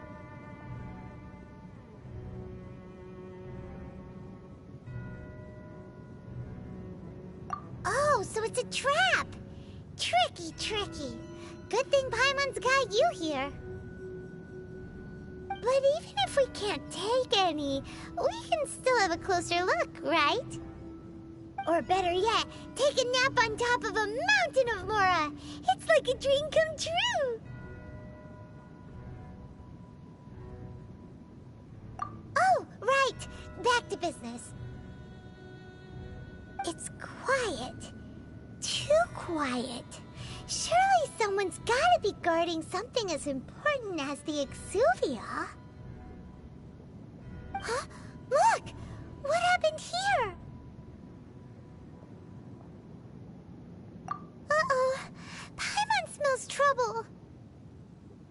Quick! We have to go make sure that the Exuvia is all right.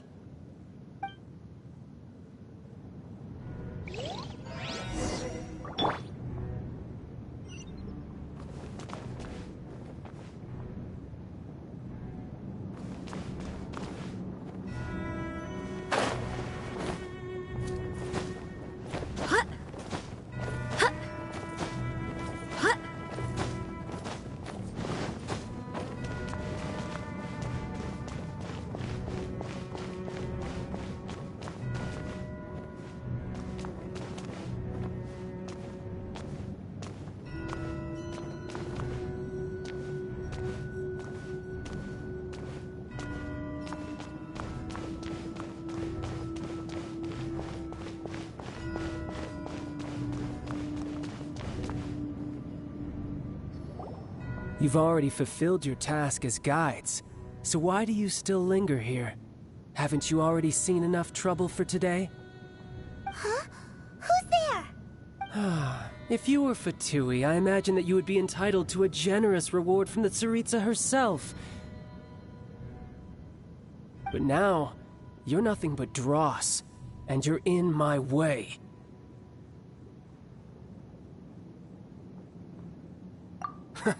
Although I'm deeply grateful to you that I was able to effortlessly find this secret location, don't you think that trying to stop me now would just be wasted effort? Stopping the Mora Mints, hiding away the Exuvia. The Chising are really pulling out all the stops this time. So you've been planning to take the Gnosis from inside the Exuvia all along?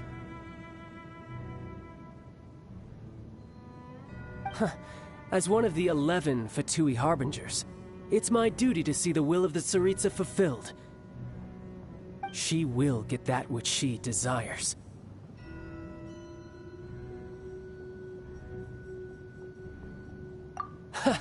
I'm not asking for your blessing, and there's nothing you can do to stop me anyway. The time for discussion and diplomacy has already passed. I mean, if it were up to me, I would have skipped that stage to begin with. But I'm willing to do as the Tsaritsa deems fit. Either way, we now come to my favorite part. A simple pleasure, and one that I am oh so delighted to be sharing with you. The battle.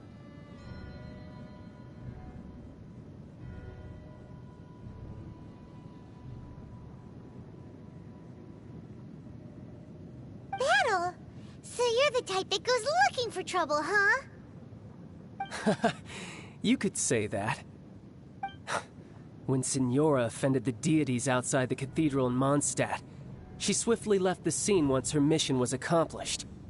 Instead of confronting you directly, she chose to rely on the snow and ice to make her escape. She wouldn't want the knights to come running towards the sound of battle now, would she? When she faces a worthy opponent, she will prioritize her mission, weigh the outcomes, and consider the consequences of her actions. But as for me, the greatest blades with strong opponents. We won't let what happened in Mondstadt ever happen again! Oh, so you intend to fight me? Good. I won't kill you, Traveler. I'll just play along, to feel the thrill of battle. Besides, you could never defeat me, not even in your wildest dreams. But hey, try to relish the fight anyway, because if you ask me, without that, what else is there? Fighting talk, I love it! Now let's see you live up to it.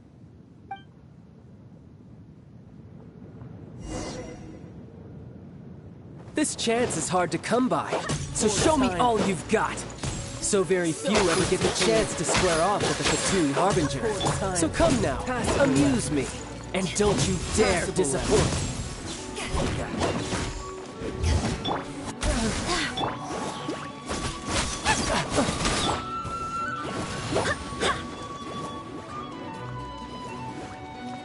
You've made some progress.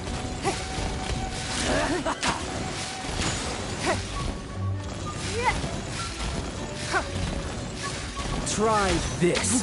Give up.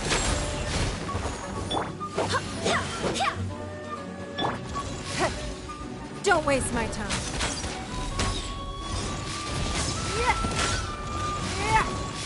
Don't waste my time. Don't waste my time. Celestial Voyager!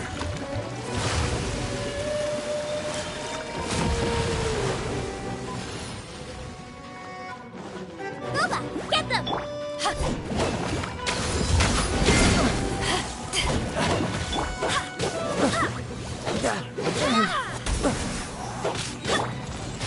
Give up.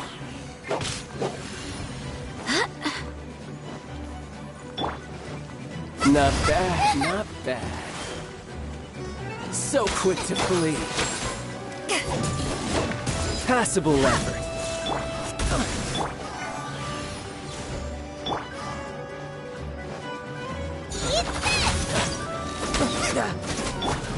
Passable effort. You've made some progress. Not bad.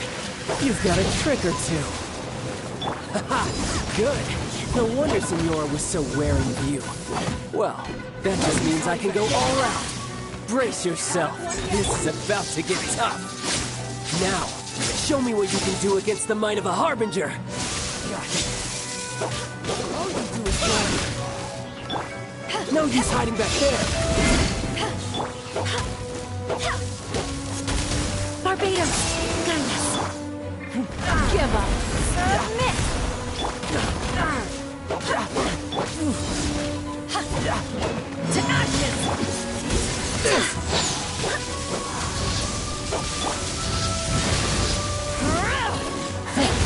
You've got some skills. Haven't won yet.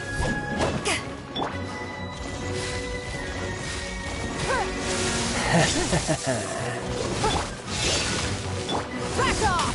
The price of a single slip.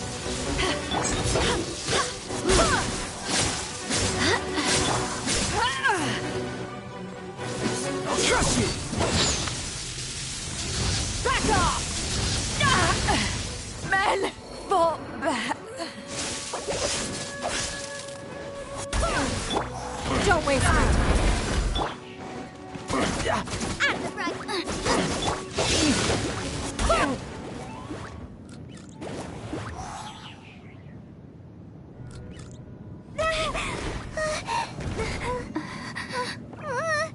Not bad. Your swordsmanship is quite impressive. But that's about as far as you'll get.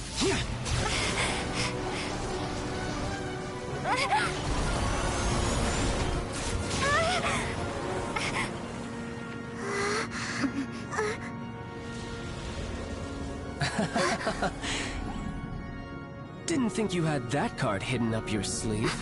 You were just playing us to get close to the Exuvia!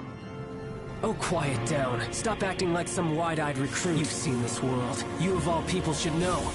This should have been expected! Well then, I'll be taking Morax's Gnosis now!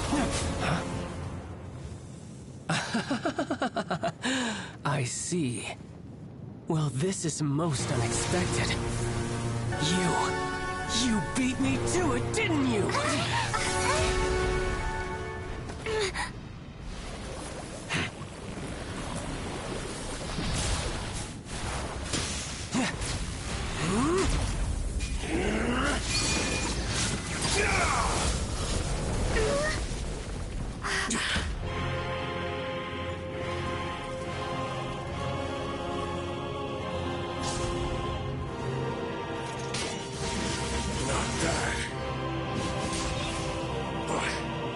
This is going to cost you!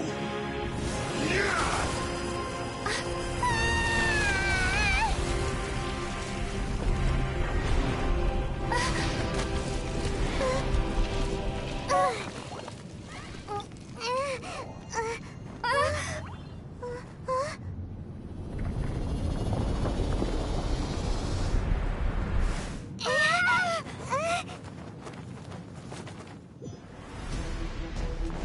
You got to the Gnosis ahead of me, didn't you? Did you simply move faster? Or did you leak the information regarding the Golden House to me on purpose? No matter. Hand the Gnosis over, now! Don't make me take it from you! We didn't take it! Nice and spicy!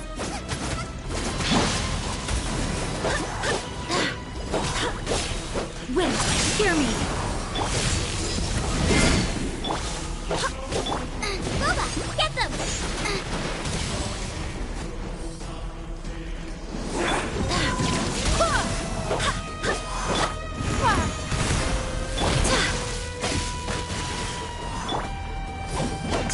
Take this!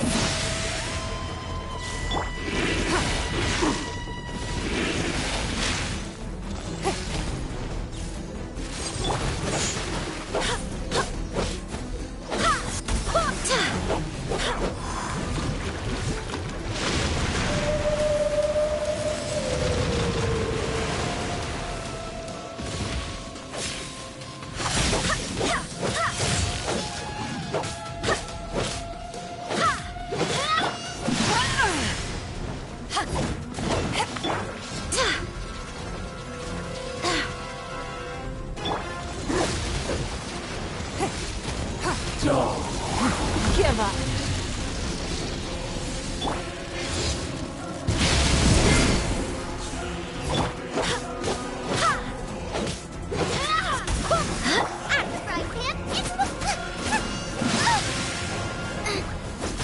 Die here.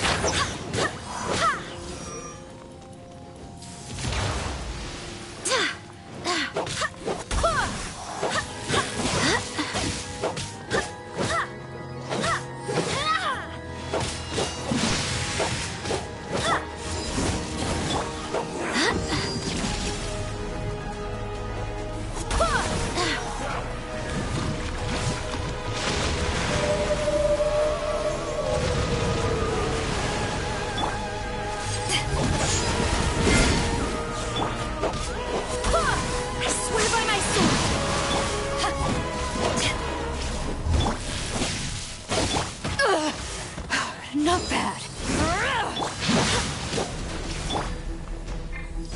You're toast! Done.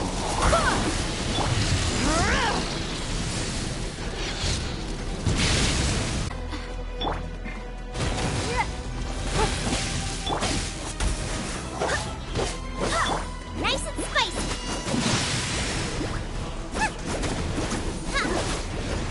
Race you! Die here.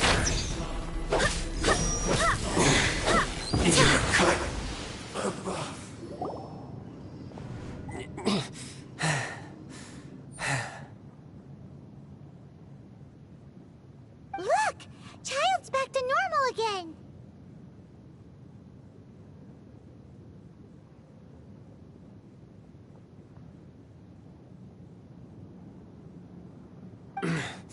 Well then, time to cool off. It seems the burden of the foul legacy transformation was too great for my body. I lacked the opportunity to think this through. And now that I consider the matter more carefully, you never had any chance of beating me to the Gnosis. You had no connection to the Gnosis, no matter where it had been taken. That's what we've been trying to tell you! We didn't take it! Your show of ability today far surpasses that of Signora's initial assessment of you in Mondstadt. Tell me, how could that be? You already know the answer, don't you? I can see it in your eyes. But if that is a secret you wish to keep, I guess I'll just have to curb my curiosity. This battle has already left me satisfied. Anyone who strives as I do to grow stronger shall be called a friend, even if our friendship can only be shown in battle against one another. Pretty sure that's not the normal way to make friends. Unfortunately, I must bring this amiable conversation to an end. My quest still beckons. Given that the Gnosis wasn't taken by anyone, then we must look once again to the beginning. Perhaps it was never in the Exuvia to begin with. In fact, it might be that the Exuvia was just a diversion of sorts. What? So you mean that... Yes, it appears so. Interesting to say the least. It seems that the guardian deity of the capital of commerce is also well versed in little maneuvers beyond the boundaries of contracts. As such, we must now look to our backup plan. Backup plan? I had hoped it would never come to this. I absolutely detest working with those who are weaker than I. The truth is, the world belongs to those of us who desire to become strong. I seldom willingly mingle with any dull and boring weaklings who think otherwise. Unfortunately, we cannot be picky about our methods as Fatui Harbingers. Children must all learn to eat their vegetables sometime.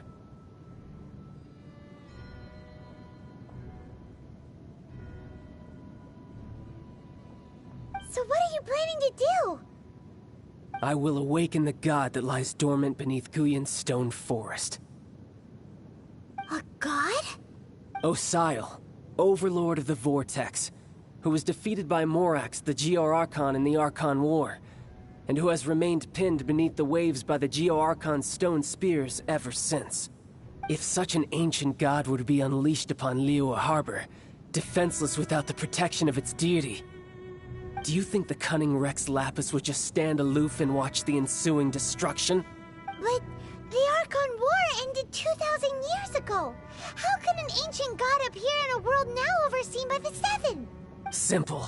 I've already prepared the means to awaken it.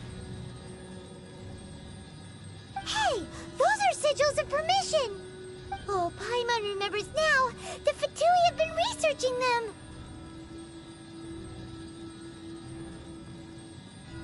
Indeed. The one that was given to you was just a byproduct of our research.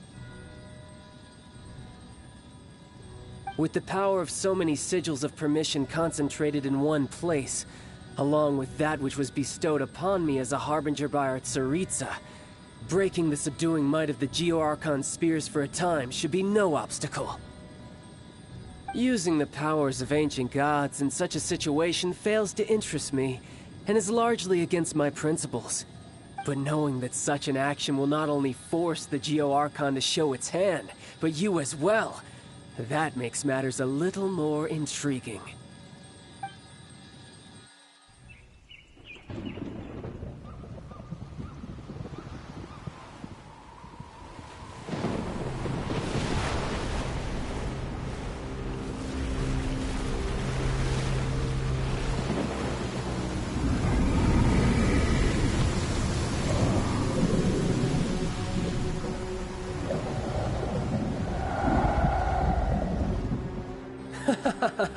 Let's see. Will the nation that has lost its deity be swallowed up by an ancient malice once more? If you wish to drown together with the people of Liyue, you're free to stay and enjoy the show. Huh? He's already gone. That guy is fast. What's going on?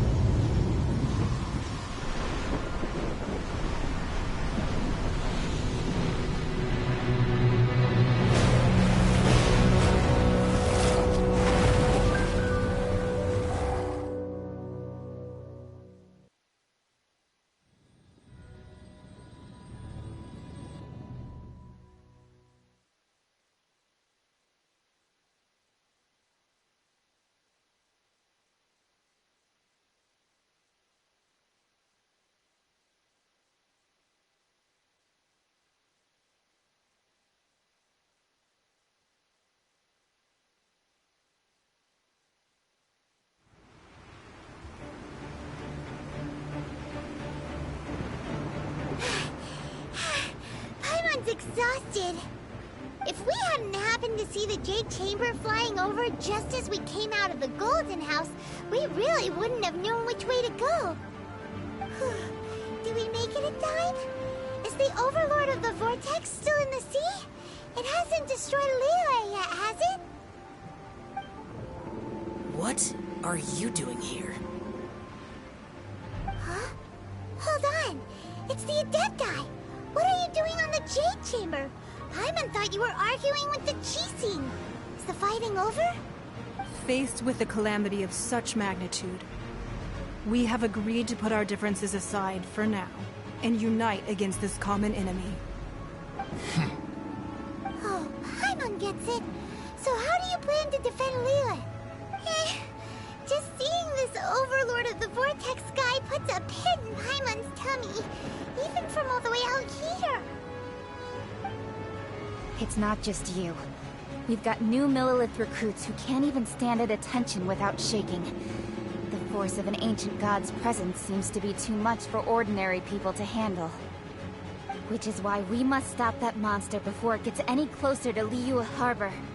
So the Archon War was fought 2,000 years ago against enemies like that thing? Now that's scary.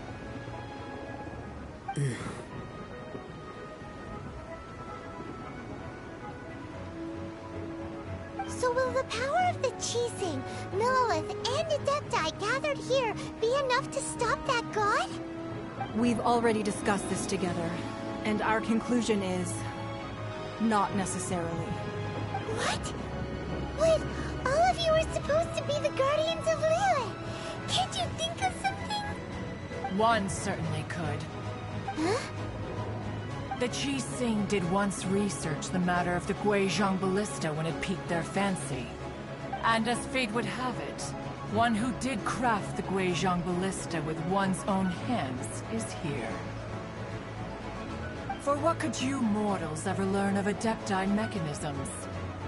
Yet, it would take one, but a little tinkering to turn this ballista into an engine of war beyond your wildest thoughts. I suppose this is one blessing from the Adepti that we should be thankful for. So be it. We shall use the upgraded Guizhong Ballista to fight off that god. All the Adepti here can lend their strength to man it. We haven't a moment to spare. Our battle begins now.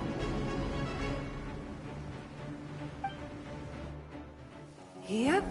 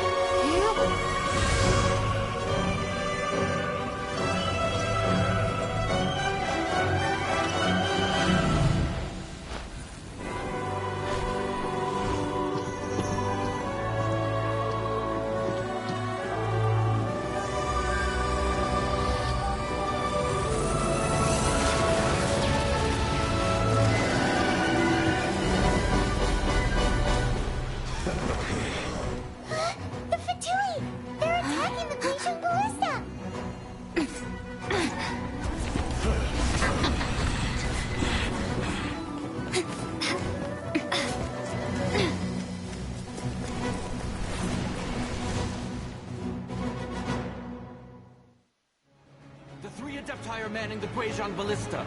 Do not let the Fatui disturb their work! All able Millilith, with me! Let's go help too! We Adepti have not faced a god in several millennia. Let one see what you're made of then. What strength remains within you? One wishes to witness. Mama, get them! Give up. My work!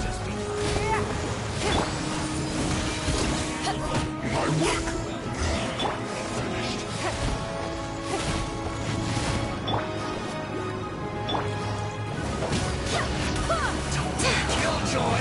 We've only just begun. Looks like I went too far.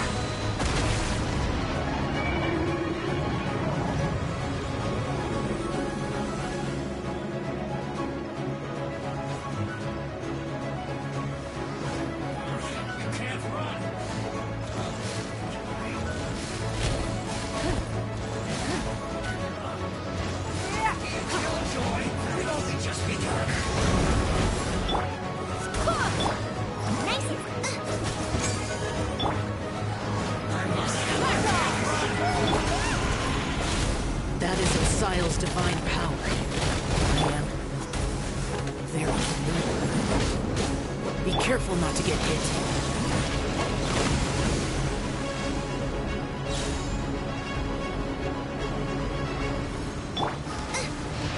Fatui! Their attacks are unrelenting! How daring. Snezhnai's diplomats will answer for this afterward. Every last one.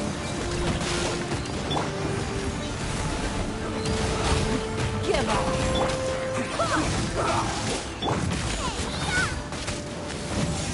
Let's not waste time. The ancient gods attack me again!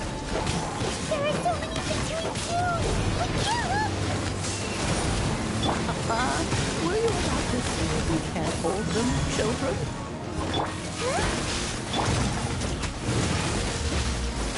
Don't lose heart. Here, take this. Gentle energy!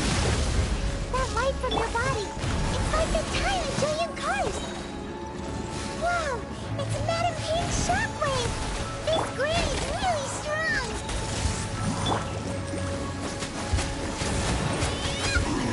No backing up! Give up! My work! I miscalculated.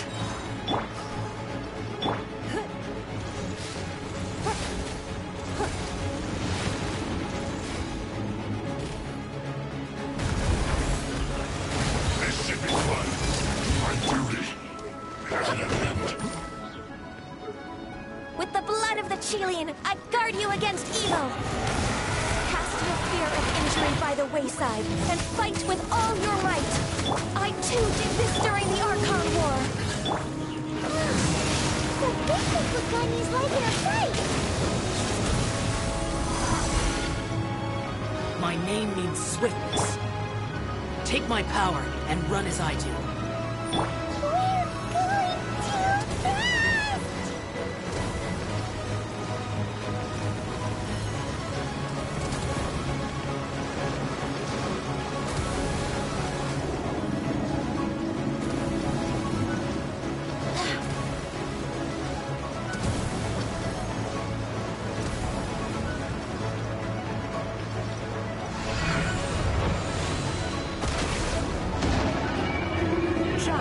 You are strong in body and spirit. That perhaps you can withstand 3 forms of adeptal energy at once.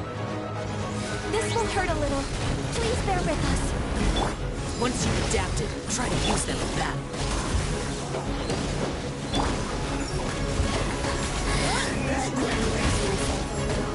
Over here!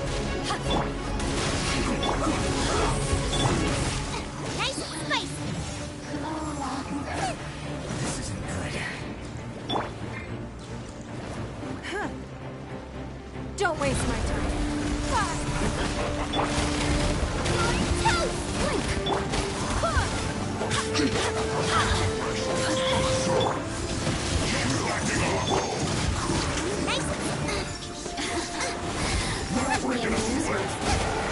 Exercise caution.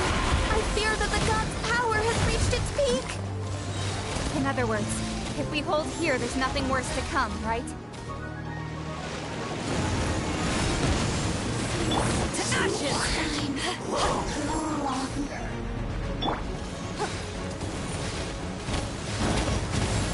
Don't waste my time. Over here!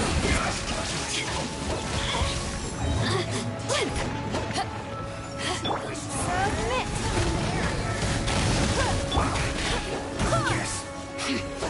Look at me. Just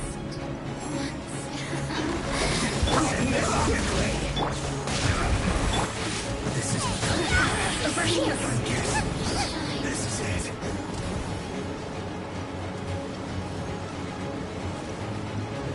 Nice and spicy!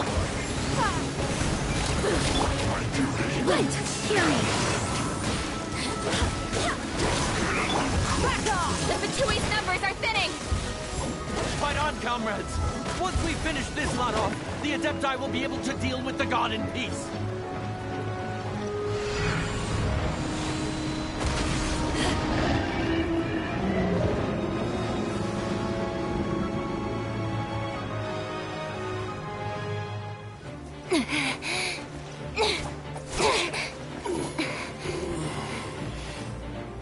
The interlopers are no more. Now we may commit ourselves fully.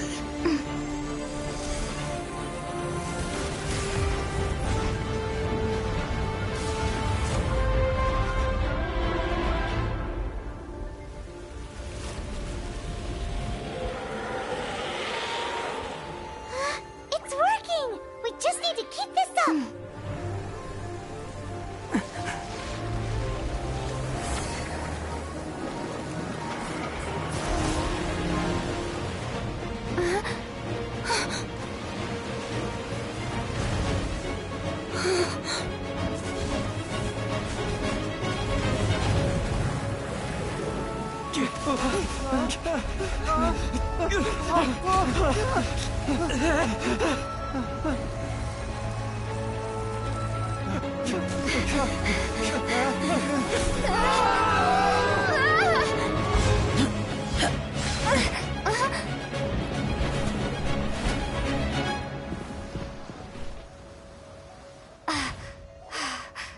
Be careful now.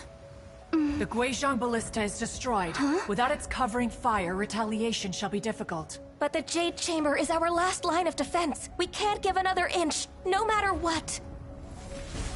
I have another idea. What do you mean, Lady Ningguang? I'll sacrifice the Jade Chamber. What is the meaning of this? I understand. Traveler, lend me a hand. Farewell, old friend. Goodbye for now. Let us meet again in the future.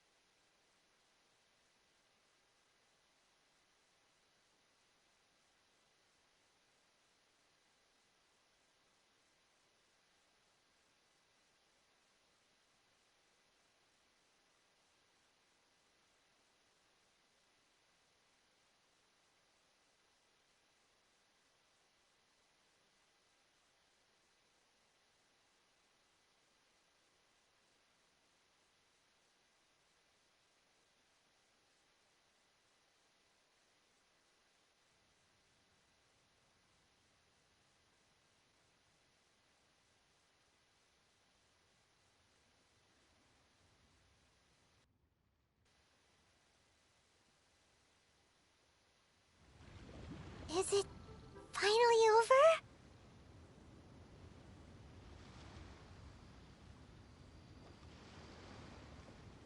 The ominous aura of that monster has indeed begun to fade. The effects of the Sigil of Permission last but a short time. It will be some time before the Overlord of the Vortex can make any waves again. We are indebted to you for your assistance. If the Adepti hadn't happened to be here, the future of Liyue Harbor would surely have been in great jeopardy. Save your flattery. We didn't just happen to be here. Surely you won't pretend to have forgotten the reason for which we came. Come now. There's no need for such harsh words, Cloud Retainer. I've heard that when Ningguang began learning to do business, she had already started setting aside part of her then limited income in preparation for building the Jade Chamber. At first, it was only the size of a small room, but with continued expansion, it has become the palace that lies before you now.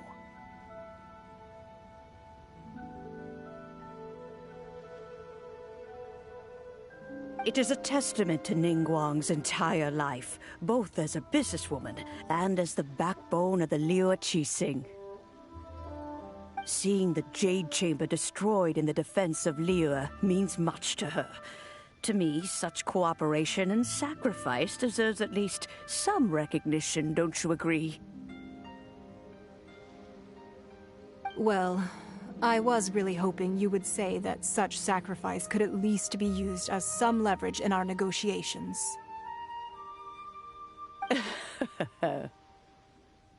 Thank you all for hearing me out. We know very well why the Adepti came here today. But please forgive us. We cannot yield to your wishes. Oh? 3,700 years. According to our records, the Adepti signed a contract with Rex Lapis to protect Liyue 3,700 years ago. Even to this very day, Liyue and its lands have stood the test of time, immovable as stone, just as it was thousands of years before. This is truly no small feat. But that does not mean that the Liyue of today is the same city as it was all those years ago. Do not merely cast your protective gaze upon the land. Instead, focus your sights on our city and each of the citizens that dwell within it. Are you questioning our means of protecting Liyue?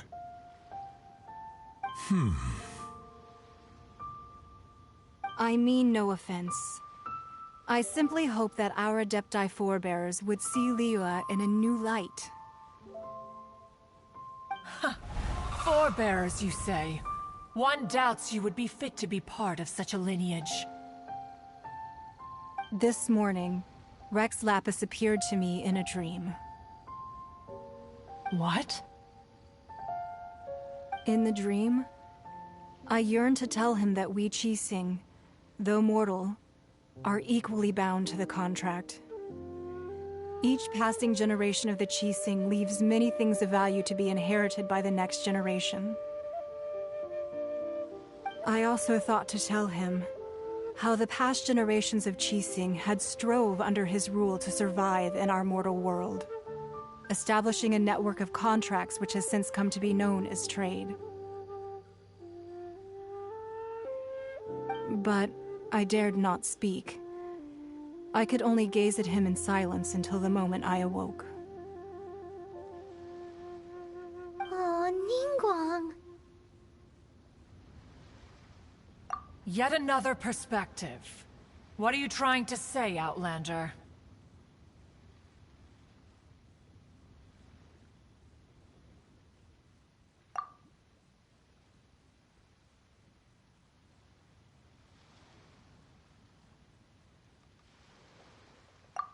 Right! That's something that happened in Mondstadt. It's a story about the Four Winds and the people of the Animal Archon. The Animal Archon sought to quell the strife between the two sides, because he believed that such conflict would only scar the hearts of both, and that nothing good would come of it. Each of the 7 nations has its own scars from the past. Though your point is the very height of simplicity. As Adepti, we've become a laughingstock, to be chastised thus by an outlander who has lent us such succor. All right. Didn't Ningguang suggest that we should focus on the city and each of its citizens? I know I already have, so why not see for yourselves? I apologize for appearing in full armor. I am afraid I cannot show the proper courtesies. And who are you? I am Feng Yan, a sergeant of the Millelith. I have come to extend my thanks to the Adepti. I thought this battle would perhaps be my last. But thanks to the aid of the Adepti, our forces were not as badly battered as I feared we might be. Although I am a mere mortal soldier, I promise to hold the line and never betray the grace given to us by the illuminated Adepti this day.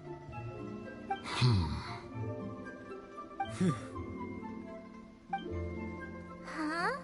Why does everyone look so down? Didn't we just beat that big monster? Weren't you frightened, dear? It was quite the predicament. I wasn't afraid. All the strong Millilith guards were there, and those powerful heroes with their visions were there. Everyone was there. When danger is near, everyone always protects me. And the rest of the time, they make fun toys and tasty snacks and loads of things that make the harbor so pretty. Thanks for protecting Liyue Harbor. Please come visit us for the next lantern rite. Unfortunately, we wouldn't be able to participate. Huh? Because we are Adepti. Oh, okay. It must be hard being an Adeptus. Aww. You see, this is what Liyue is like today. The country of contracts is grateful to the Adepti for their protection, but it is no longer necessary for the city to rely on the Adepti's power to solve every little niggling matter. Although their blood is weak, there is still strength to be found in those we call mortals. The time of contracts between gods and Liyue has long since passed. Now is the time of contracts between Liyue and its people. Seeing the port around us now, it is hard not to feel a bit out of place. Wouldn't you say so, Cloud Retainer? Your line of inquiry is askew. One did not spearhead this expedition to Liyue Harbor. Seems like the Adepti have had a change of heart.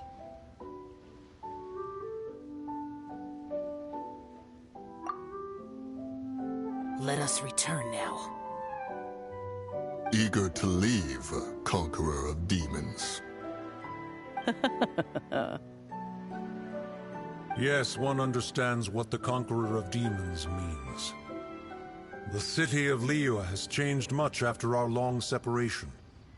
One fears that by the time one finally grasps the new contracts of Liyue, you humans would have once again changed the place beyond recognition. Fair enough. Away we shall, and return whence we came.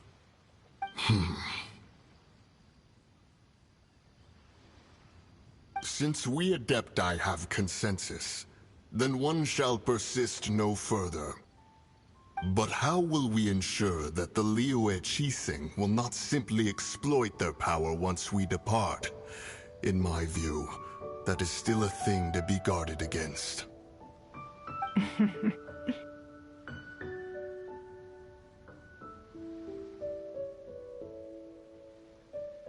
All right, Mooncarver, you needn't worry. It seems to me that this right of supervision is best left to the people of Liyue. Looks like the conflict between humans and Adepti was avoided. All's well that ends well, huh? Oh, right! It's nice that we've got peace and all, but we're forgetting one thing. Child wanted to unleash the god so he could lure Rex Lapis out. But we were able to handle the Overlord of the Vortex on our own, so Rex Lapis never showed up. Oh, and speaking of that, don't we still need to get to the bottom of that Archon's death, too?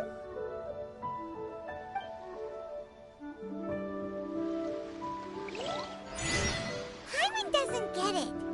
But isn't the strongest lead we have the Adepti-less rite of parting that we're organizing?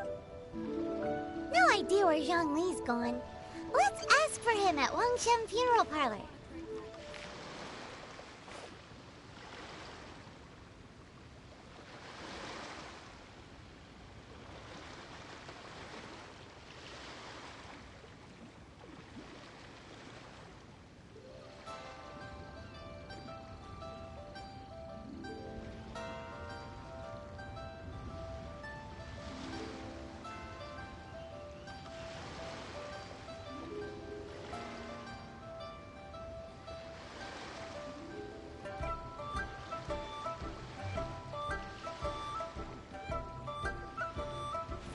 If you ever want to trade tactics, I'm always ready.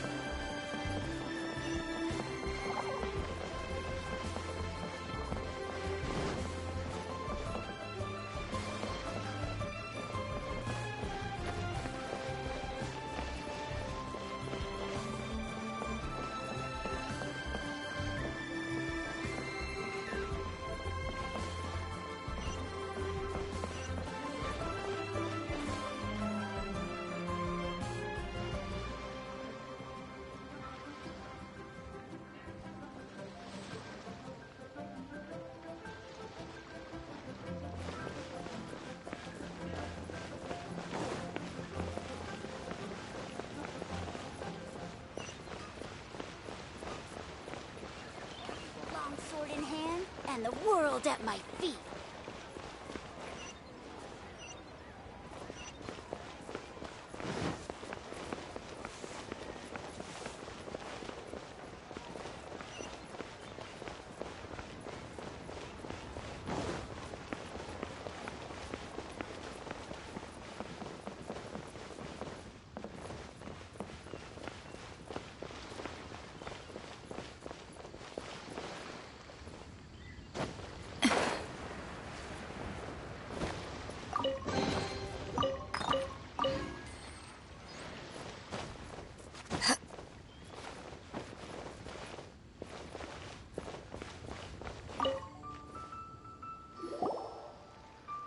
Is there anything I can do for you two?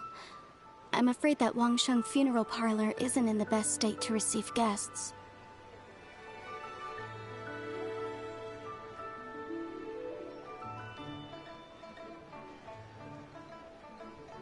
We've come to see Zhongli. Could you please tell him we're here? Unfortunately, Zhongli isn't here at the moment. It seems he went to Northland Bank. Doesn't the Northland Bank belong to the Fatui? Last time we saw Zhongli was before we went to the Golden House. Do you think he doesn't know about the attack on Liyue?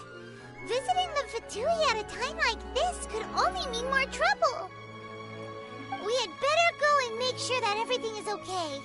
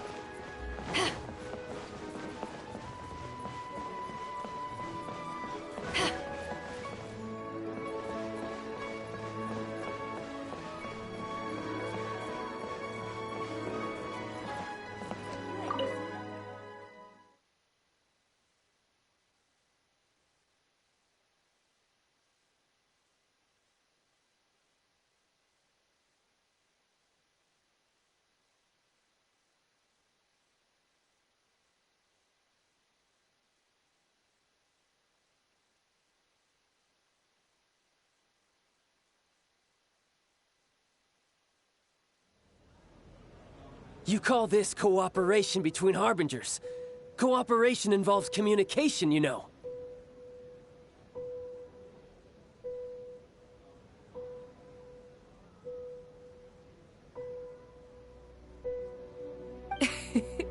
Don't take it to heart, child.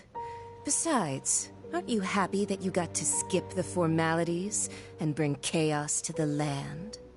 I'm sure you must have enjoyed that.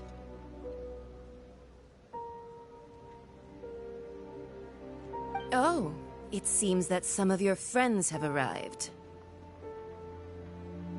Hey, it's Zhongli and Child. And you! You're also one of the Harbingers? It's you two. I believe we've met once before. In the city of Bards, was it? I'm glad you still remember my name. Ah, right. I imagine that it must have been rather hard to forget watching helplessly as something precious was snatched away from your friend.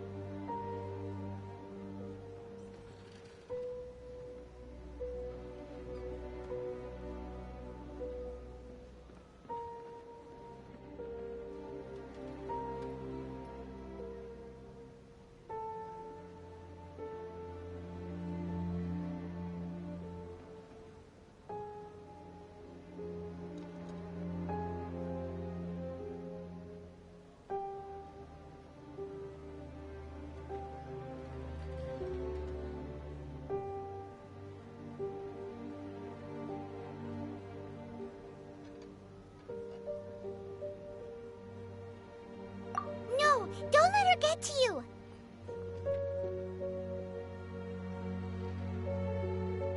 You've yet to gather the powers of all 7 elements, and our last battle at the Golden House was almost more than you could handle. So it might be best to keep things peaceful this time, seeing that 2 of the Harbingers are here.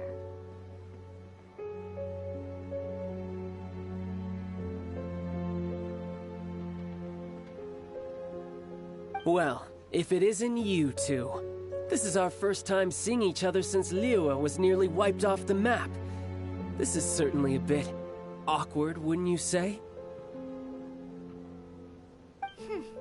Paimon knew that we should never have trusted a Fatui Harbinger. Oh, now don't say that. Sure, I may have misled you, but I never had anything against you personally. Besides, I thought we were getting along quite well together, didn't you? Except for that little tussle we had at the end. Nothing personal. We just have different views, that's all. Of course, you may very well hold this against me, but that's up to you. The real deceivers here are Senora and Zhongli. Curse them for leading me on. So actually, I think... Stop wasting time, child. There'll be plenty of time to chat once I'm through here. You remember the agreement, Morax. Now, if you would be so kind. The Gnosis, please.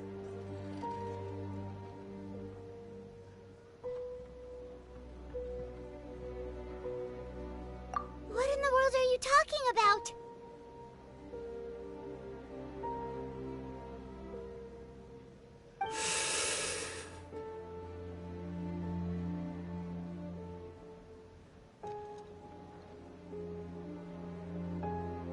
The contract is fulfilled.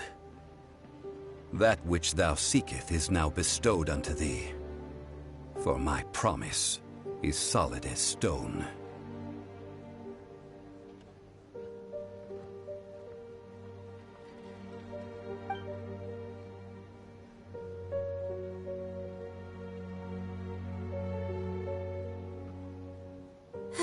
sanctimonious.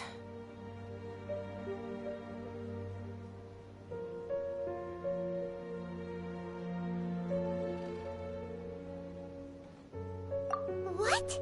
So you're the Lord of Chio? No, wait! That's an exciting twist and all, but why give the Gnosis to the Fatui?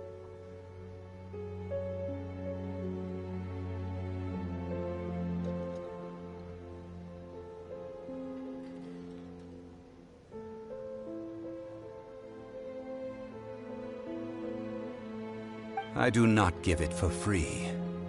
I give it as agreed upon in the contract, for it is a matter solely between the Tsaritsa and I.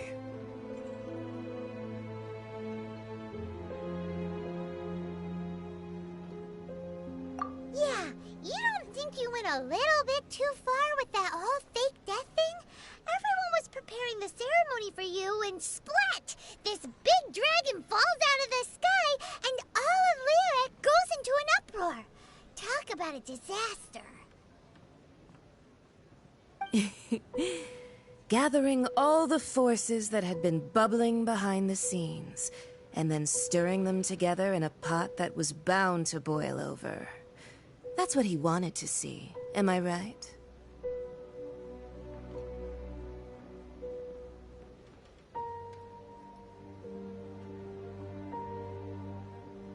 Wait, what? Perhaps it's best that I explain. As you know, I've dwelt upon this world for more than 6,000 years. I witnessed the founding of Liyue, together with the Adepti 3,700 years ago. Even boulders that can withstand whirlpools will erode with the passing of time. I kept until one drizzly day. As I was strolling along the harbor, I heard a merchant tell one of his workers, "You finished your duties. Go ahead and call it a day." I stood motionless among the crowds, asking myself, have I already finished my duties? Oh, Zhongli. But as I began to consider relinquishing my divine role, I soon discovered that many reasons still remained to not hastily depart. Was Liyue, the city I had dwelt in for so long, already prepared to enter its next age? I decided that a test was needed in order to reveal the answer. So I feigned my own death, and gathered the cast of Child, the Adepti, and the Liyue Qixing to play their roles together on the stage that was Liyue. That's right, which is why I continued to safeguard the Gnosis until now. So you mean that if the chaos ever reached the point of no return, you would simply appear and use your divine powers to bring Liyue back under control? Of course, and it would have been all too easy for him too. Just as a child quickly matures after losing their parents, so has Liyue matured when faced with the death of its deity. I was pleasantly surprised with the finale of the show that you all put on. Why, you even deserved an encore. The Adepti deserve the greatest applause, considering their years of seclusion. They hardly recognized the city, yet faced with such a crisis, they exerted the greatest amount of restraint. Not only did they manage to cooperate with the Qixing, but in the end, they even tried to understand the heart of the people. And hats off to the emissary dispatched by the Cryo-Archon to fulfill our contract, Signora. She managed to keep everything she knew in strict confidence, far from the eavesdropping ears of her colleague Child, just as I had requested.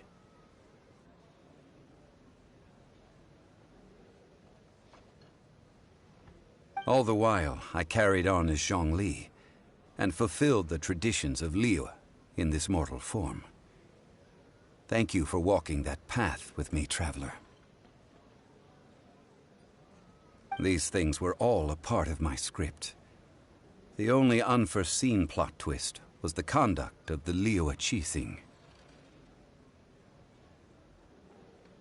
I had expected them to do no more than the Adepti, to come to the defense of Liyue.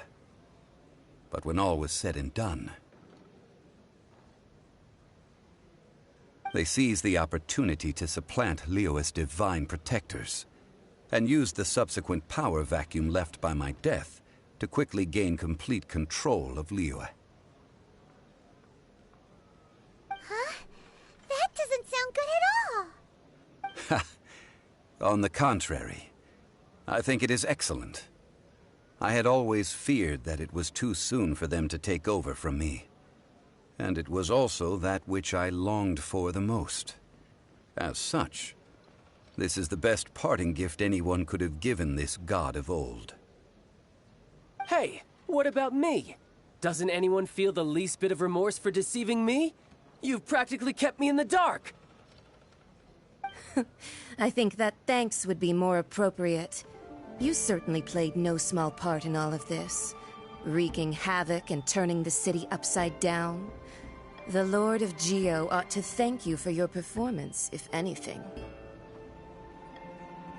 If you hadn't created the pressure of a battle between mortals, Adepti, and a god, the lump of coal resting in the hands of the Geo Archon, Liyue, would never have been able to become a dazzling diamond of a city.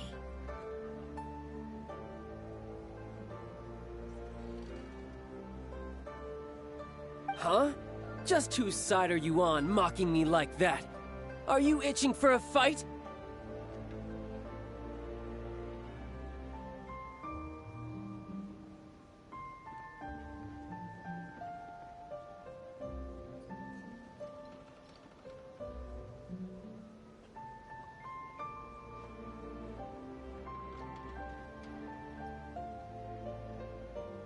Be that as it may, you've come out of this as the hero of Liyue. I, on the other hand, will be forever prescribed as a disturber of the peace, no? Well then, with the Gnosis in my possession, I have no use for such idle chatter. We should return to Zapoljarny Palace and seek an audience with Her Majesty, the Tsaritsa. Come, child. Fine. I'll meet you there later. I'm not sharing a boat with the likes of you.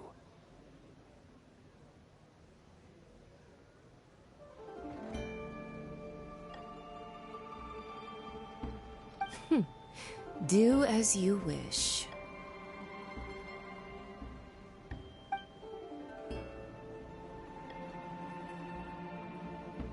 Now then, is there anything else you wish to ask me?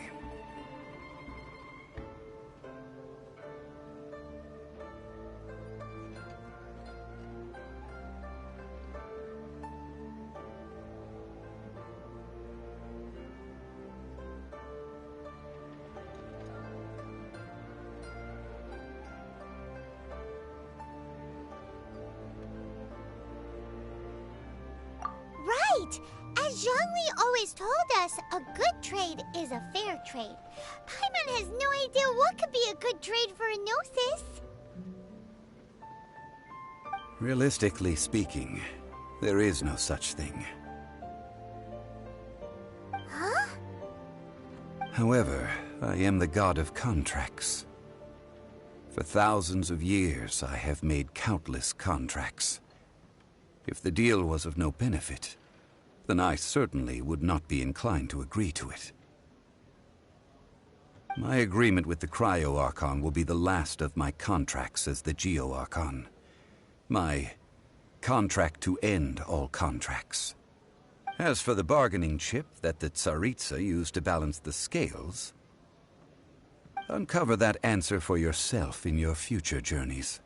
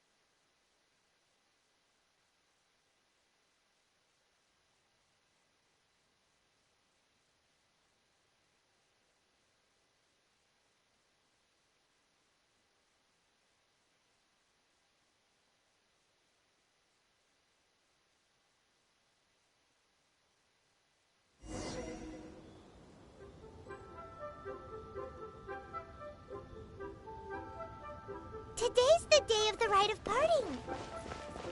Although the star of the show is fake, we spent so much time trying to organize it, it would be a real shame not to go there now.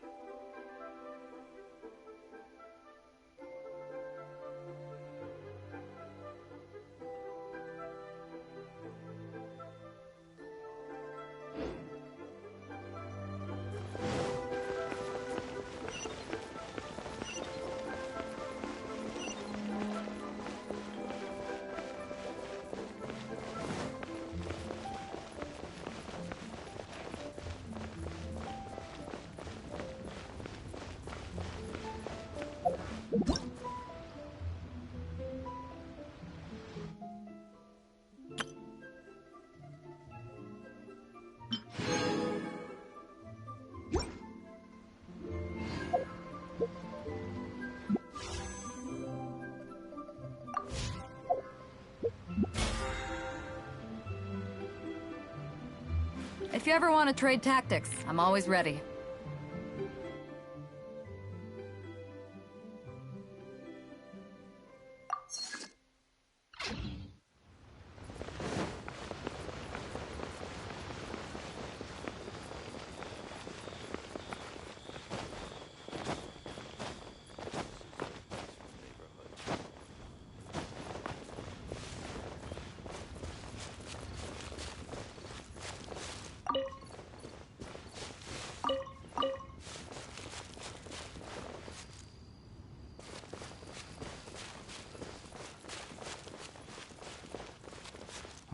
Well, since we're going through with this rite of parting, I guess it means that those rumors hit the nail on the head.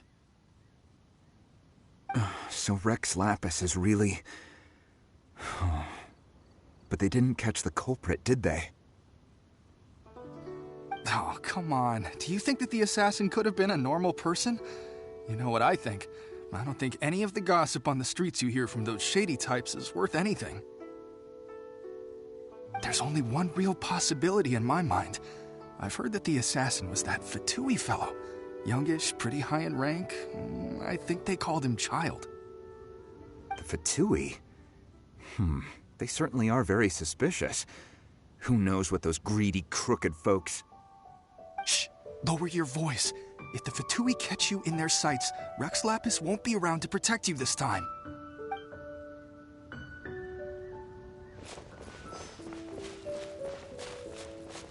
You know that god from the ocean couldn't have just shown up out of nowhere. I mean, it's been 2,000 years since Rex Lapis subdued it. Yes, and to think that this happened right on the heels of the incident with Rex Lapis, too. Say, do you think the person who assassinated our lord and released that evil god might have been one and the same? Now that you mention it, that's very possible. Yes, it's very possible indeed. I mean, it all fits together.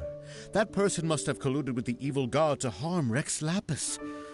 Oh, that wicked, black-hearted scoundrel. Still, what sort of supernatural prowess must this person possess to be able to do such things? I have never heard of such a person in all my years. Forget it. Guessing's no use to us. Look, the Millilith over there looks like he's about to make an announcement. Let's hear what the Ministry of Civil Affairs has to say first.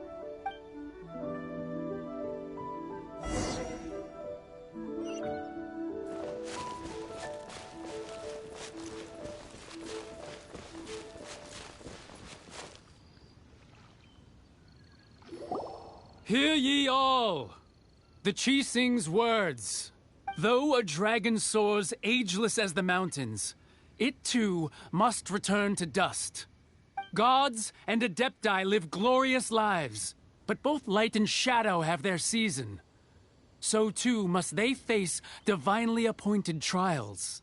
Rumors and hearsay abound on the streets that Rex Lapis was murdered. Now, let the truth be revealed. Having been thwarted in his trial, Rex Lapis's soul has recouped the celestial heights. He beseeches the people of Liyue to grieve not and to let not their hearts be saddened. Nor are they to believe street-born rumors or indulge in baseless speculation.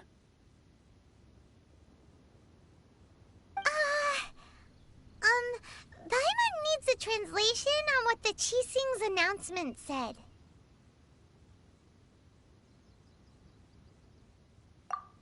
So that's how they're spinning it. Something feels off. Why would they suddenly give up looking for the murderer? Not to mention how this excuse sounds like something they just made up on the spot. Could the Qixing already have known that Rex Lapis wasn't dead? But Zhongli said that neither they nor the Adepti knew anything. Did Zhongli tell them in secret after his gnosis changed hands? Exactly, right? Ooh, seems like the rite of parting has been going on for a while now. Let's go have a look.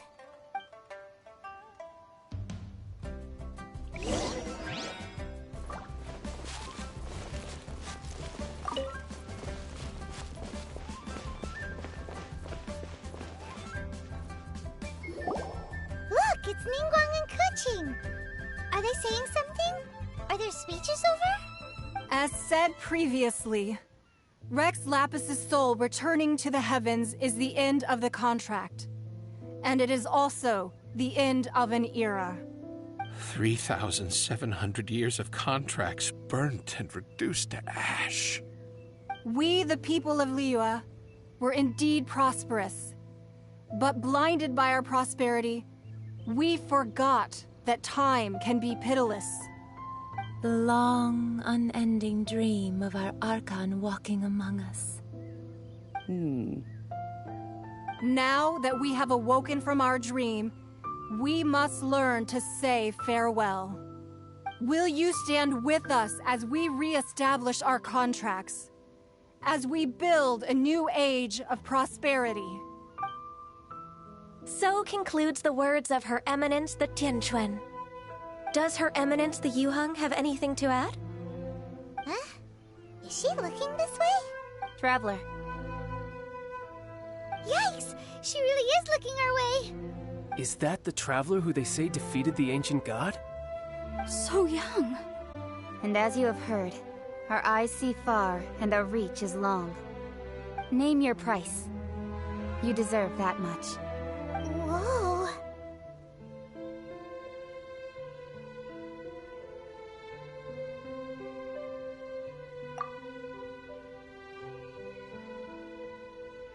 Well, could you help me put up some missing person posters?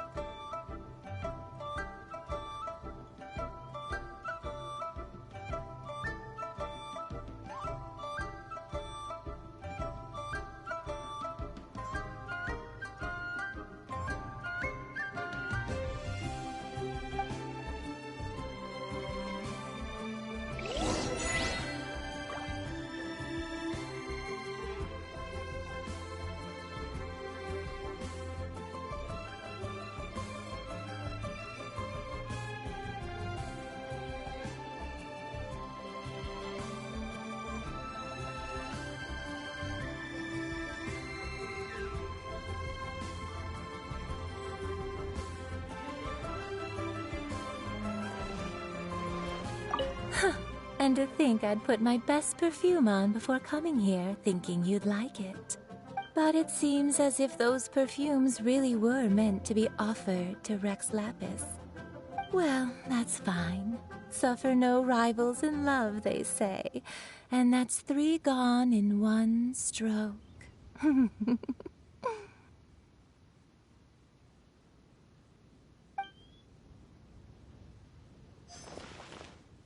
As for the mortals and Adepti of Liyue, what shape shall our relationship take from now on?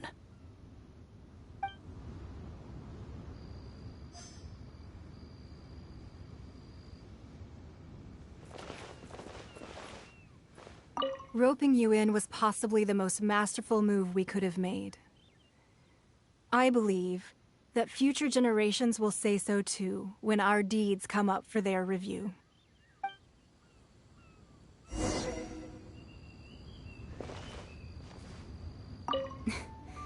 Why, were you just trying to look cool earlier, or are you really that selfless? If you were looking for someone, you could have just told me that in private.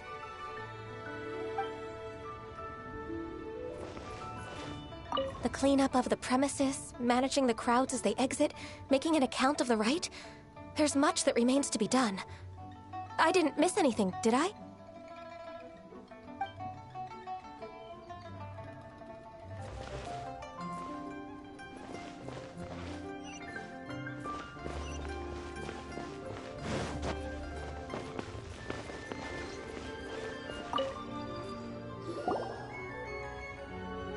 Hey, Zhongli! Look at this. Everyone in Liyue is caught up in their emotions, thinking that they'll never see Rex Lapis again. And here you are looking all relaxed. Why would I not feel more at ease after laying down the burden I have borne for 3,700 years? Right. If the two of you can spare the time, I should treat you to a meal at the Liyue kiosk. Ha! That sounds like big talk, Zhongli. Paimon might have believed you if you were treating us to some third-round knockout, but you'd have to pay out your nose just to stand inside Liyue kiosk. Are you sure you can afford it?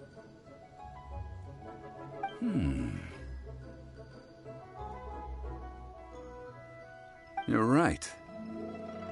I do like the Mora.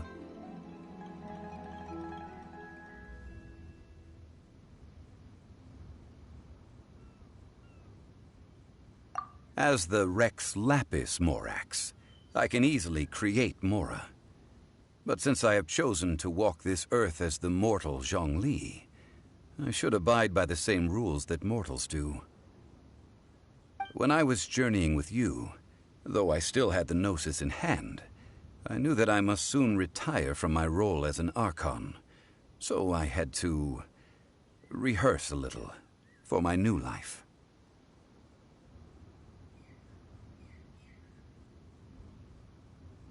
Oh, no wonder! Paimon gets it now. You didn't look at the price tags when we were spending because you've never had to. But since you weren't used to not being able to just make more Mora as and when you wanted to, you had to try becoming a parasite to society who lives off of other people's credit. Well, we were only spending Fatui money. You don't have to say it like that. In the City of Commerce, we do not merely exchange money or goods. We also exchange knowledge, memories, and foresight, as well as positions, roles, and lives. The Archon Morax could never experience life as the true mortal Zhongli could, no matter how many times he descended to be with his people. I must thank you for that.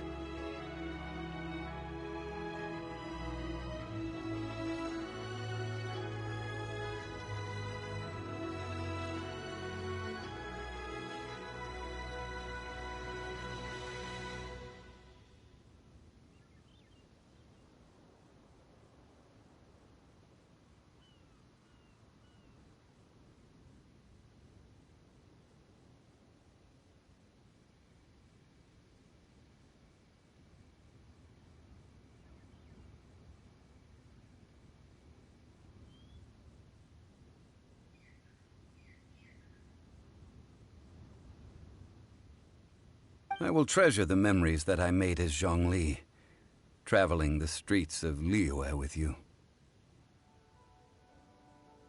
That is true.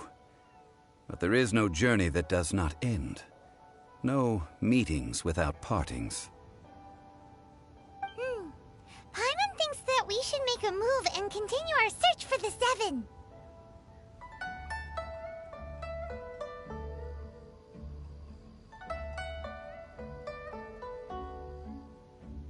I fear that continuing your journey may be difficult. The nation that neighbors Liyue by sea, Inazuma, is presently closed. Yes, the nation has been closed by order of its deity. The Electro-Archon Ball. And just as the people of Liyue preferred to call me Rex Lapis, she too goes by another name among locals in Inazuma.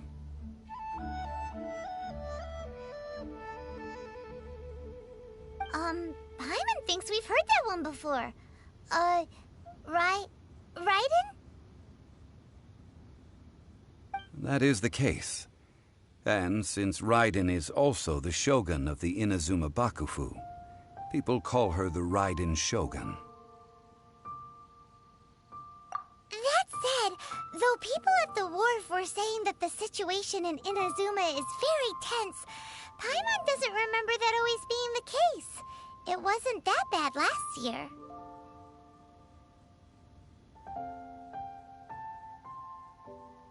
Zhongli, since you're Rex Lapis, shouldn't you know something about what's happening there? Just how did Inazuma become a closed nation? It's because of visions. Visions? When faced with circumstances beyond their control, humans often bemoan their lack of power. But if a person shows true strength of will at a desperate and fateful moment in their life, the gods will look upon them with favor. This is what visions are. Magical foci bestowed upon those who have been acknowledged by the gods. Uh-huh. That's how people in Teyvat see it. But starting from last year, the Raiden Shogun began promulgating the Vision Hunt Decree. Vision Hunt Decree? Yes. It was an order to seize all visions within Inazuma's borders, and to inlay them upon the hands of a statue of the 1,000-armed, 100-eyed god. They want to seize visions. But why? Aren't visions blessings from the gods? I should think that in the Raiden Shogun's eyes, it is precisely because they are divine blessings that they should be under the sole dominion of divinity. Whoa, that's harsh. The Animo Archon is the god of freedom, and the Geo Archon is the god of contracts. For her part, the Raiden Shogun is the god of eternity. It seems as though she has finally decided to eliminate any unstable elements that could pose a threat to her eternal realm. The fact that even I, the oldest of the seven, have now passed away, will only strengthen her resolve to pursue eternity. Knowing her, she must have again quoted that adage she is most fond of when proclaiming that decree to her people. 7 ideals for 7 gods. And of these, eternity is nearest unto heaven. All right then. Was there anything else you wish to know?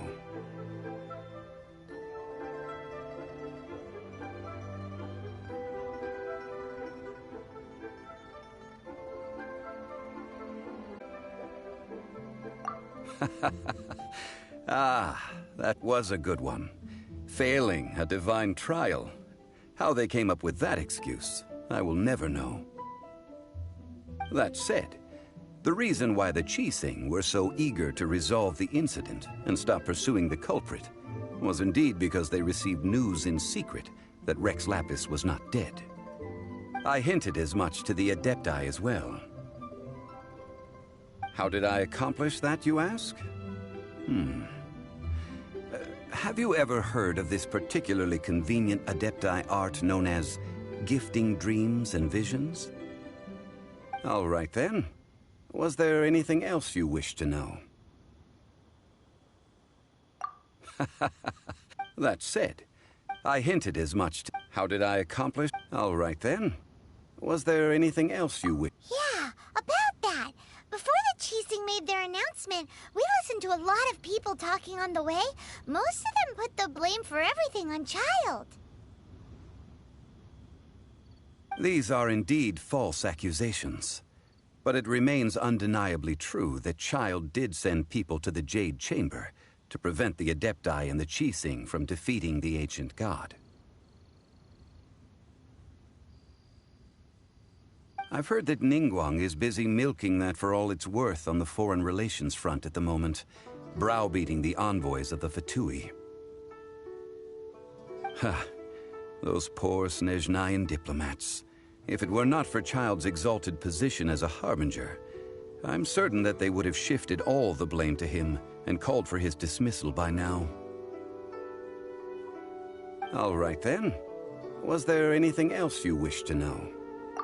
The time of the Adepti has long passed. If even the Liyue Qixing don't want to face that truth, then what future is there for Liyue? Kuching is absolutely right in saying this.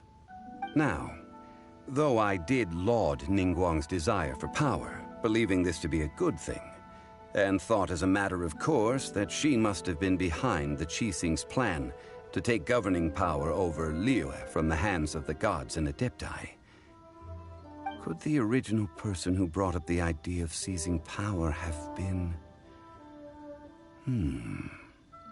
All right then. Was there anything else you wish to know?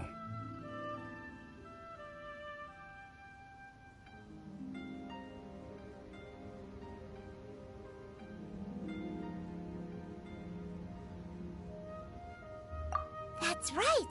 Zhongli, now that you don't have your gnosis, what's going to happen to all the Mora in Teyvat?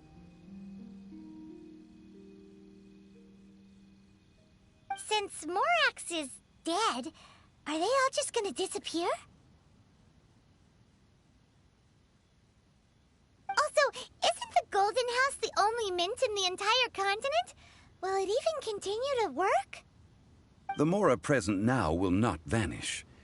But the Golden House will indeed have to cease operations for a lengthy period of time, since creating Mora requires the use of the Geo-Archon's power.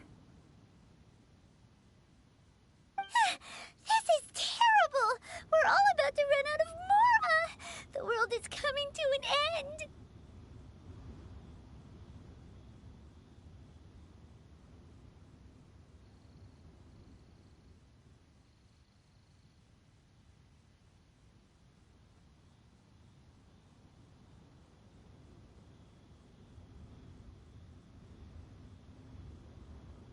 Yes, this is indeed a major issue from a financial standpoint.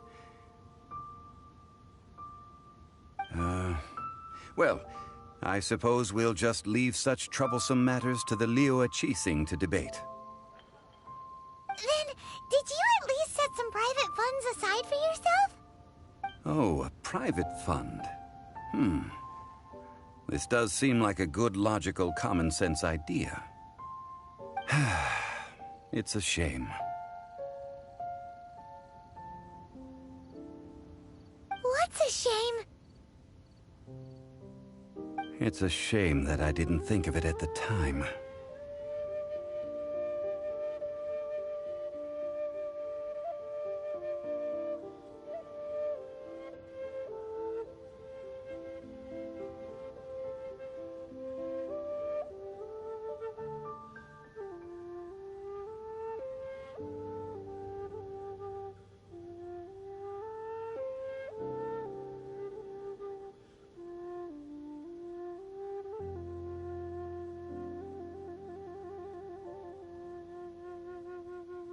All right then.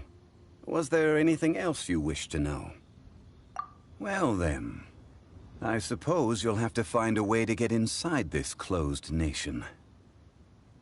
Have patience. I suspect that some serendipity must first come into play.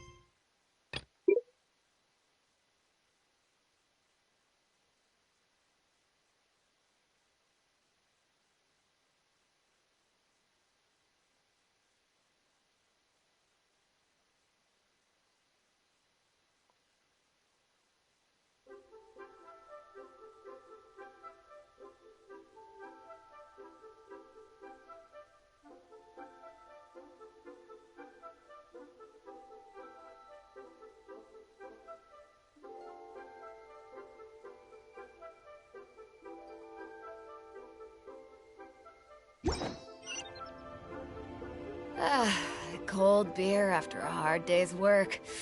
Nothing like it.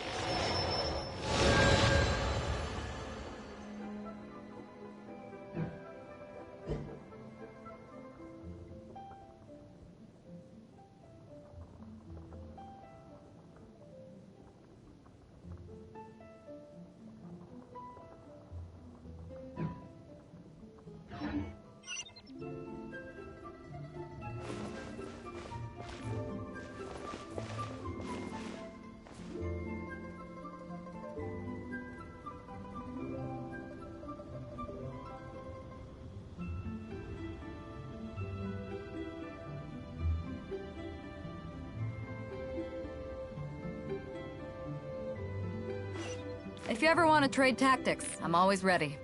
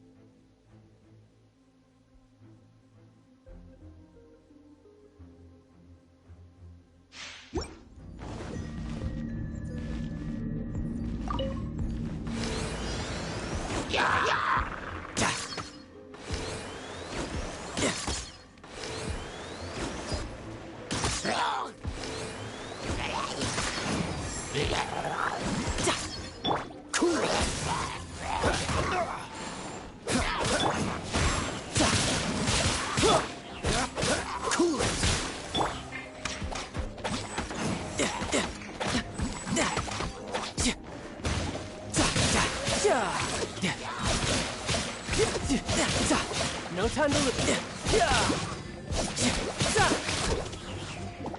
Freeze! Riptide!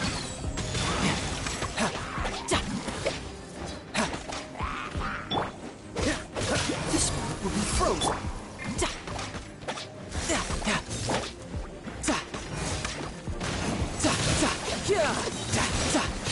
Shouldn't let your guard down. No time to lose.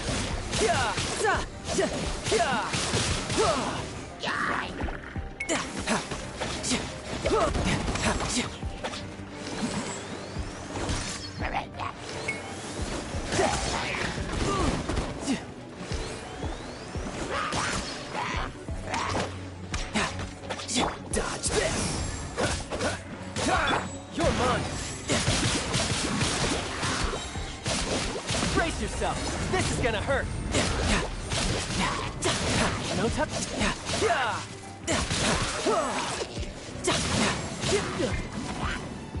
No time to lose! Cool it!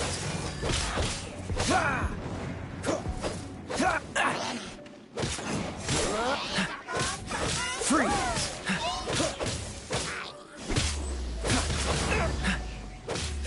Don't get frostbite! Freeze!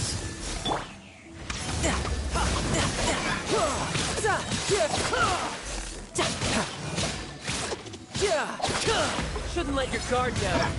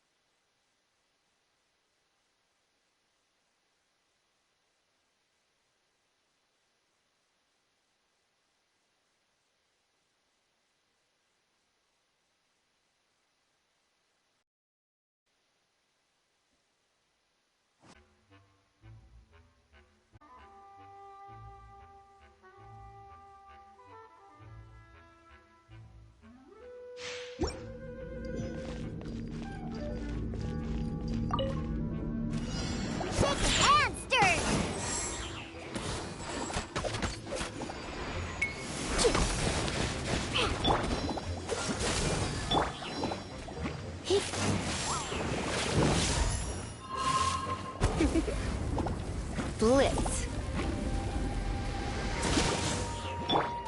Shake it, Aster! Look at you, Foozhound!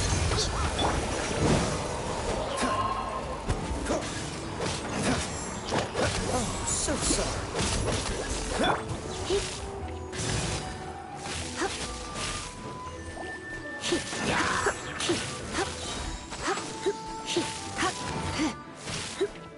Surrender me. Think you can bully me?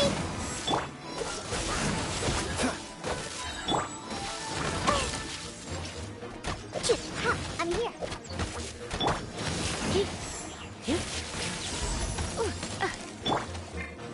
I'm here. Shake it, Aster! This moment will be frozen.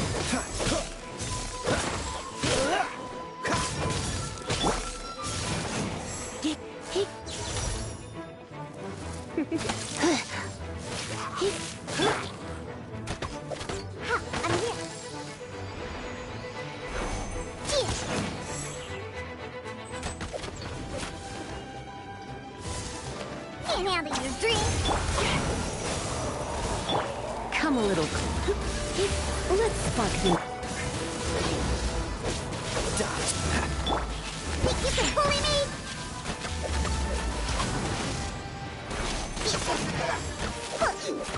Oh, so sorry.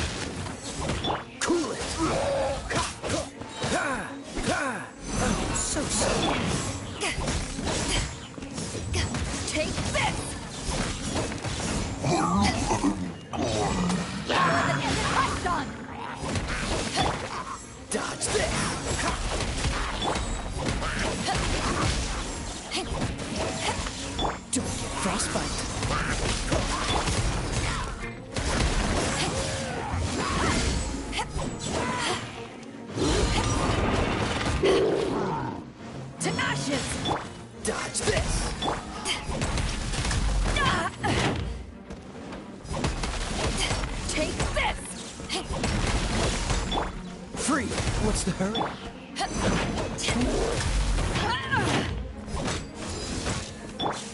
Freeze!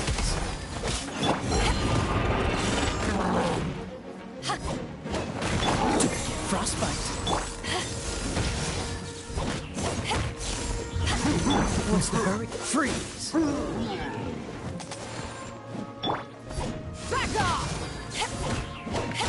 Dodge this! Power the Python!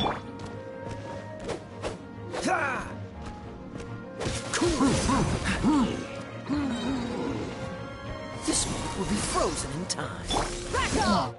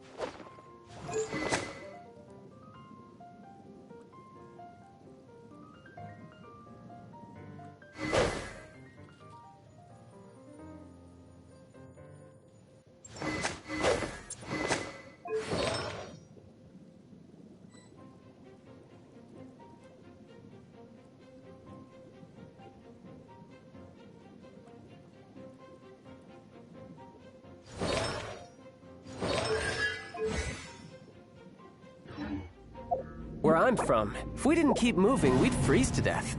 Literally.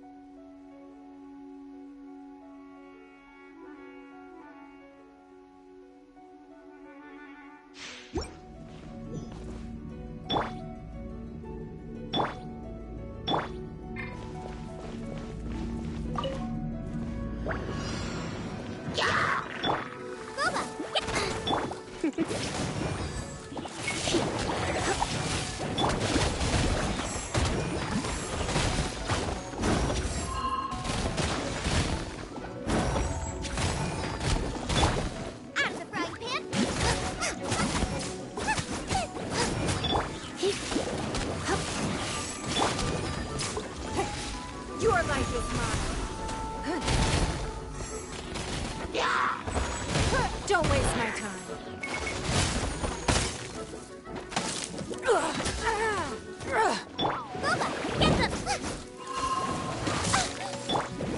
You're in for a little shock. You're in for a little shock. You've been a naughty boy. Give up.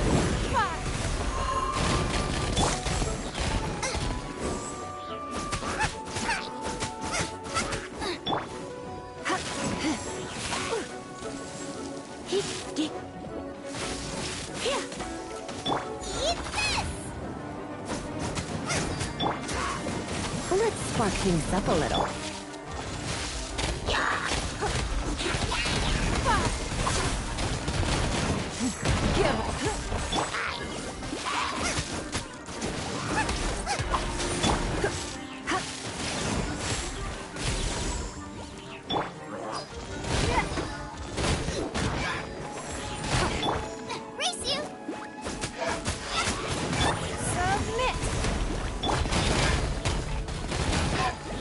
Come a little closer.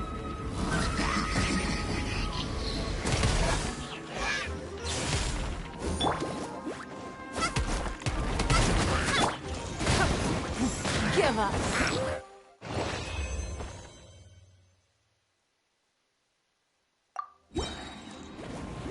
Your life is mine.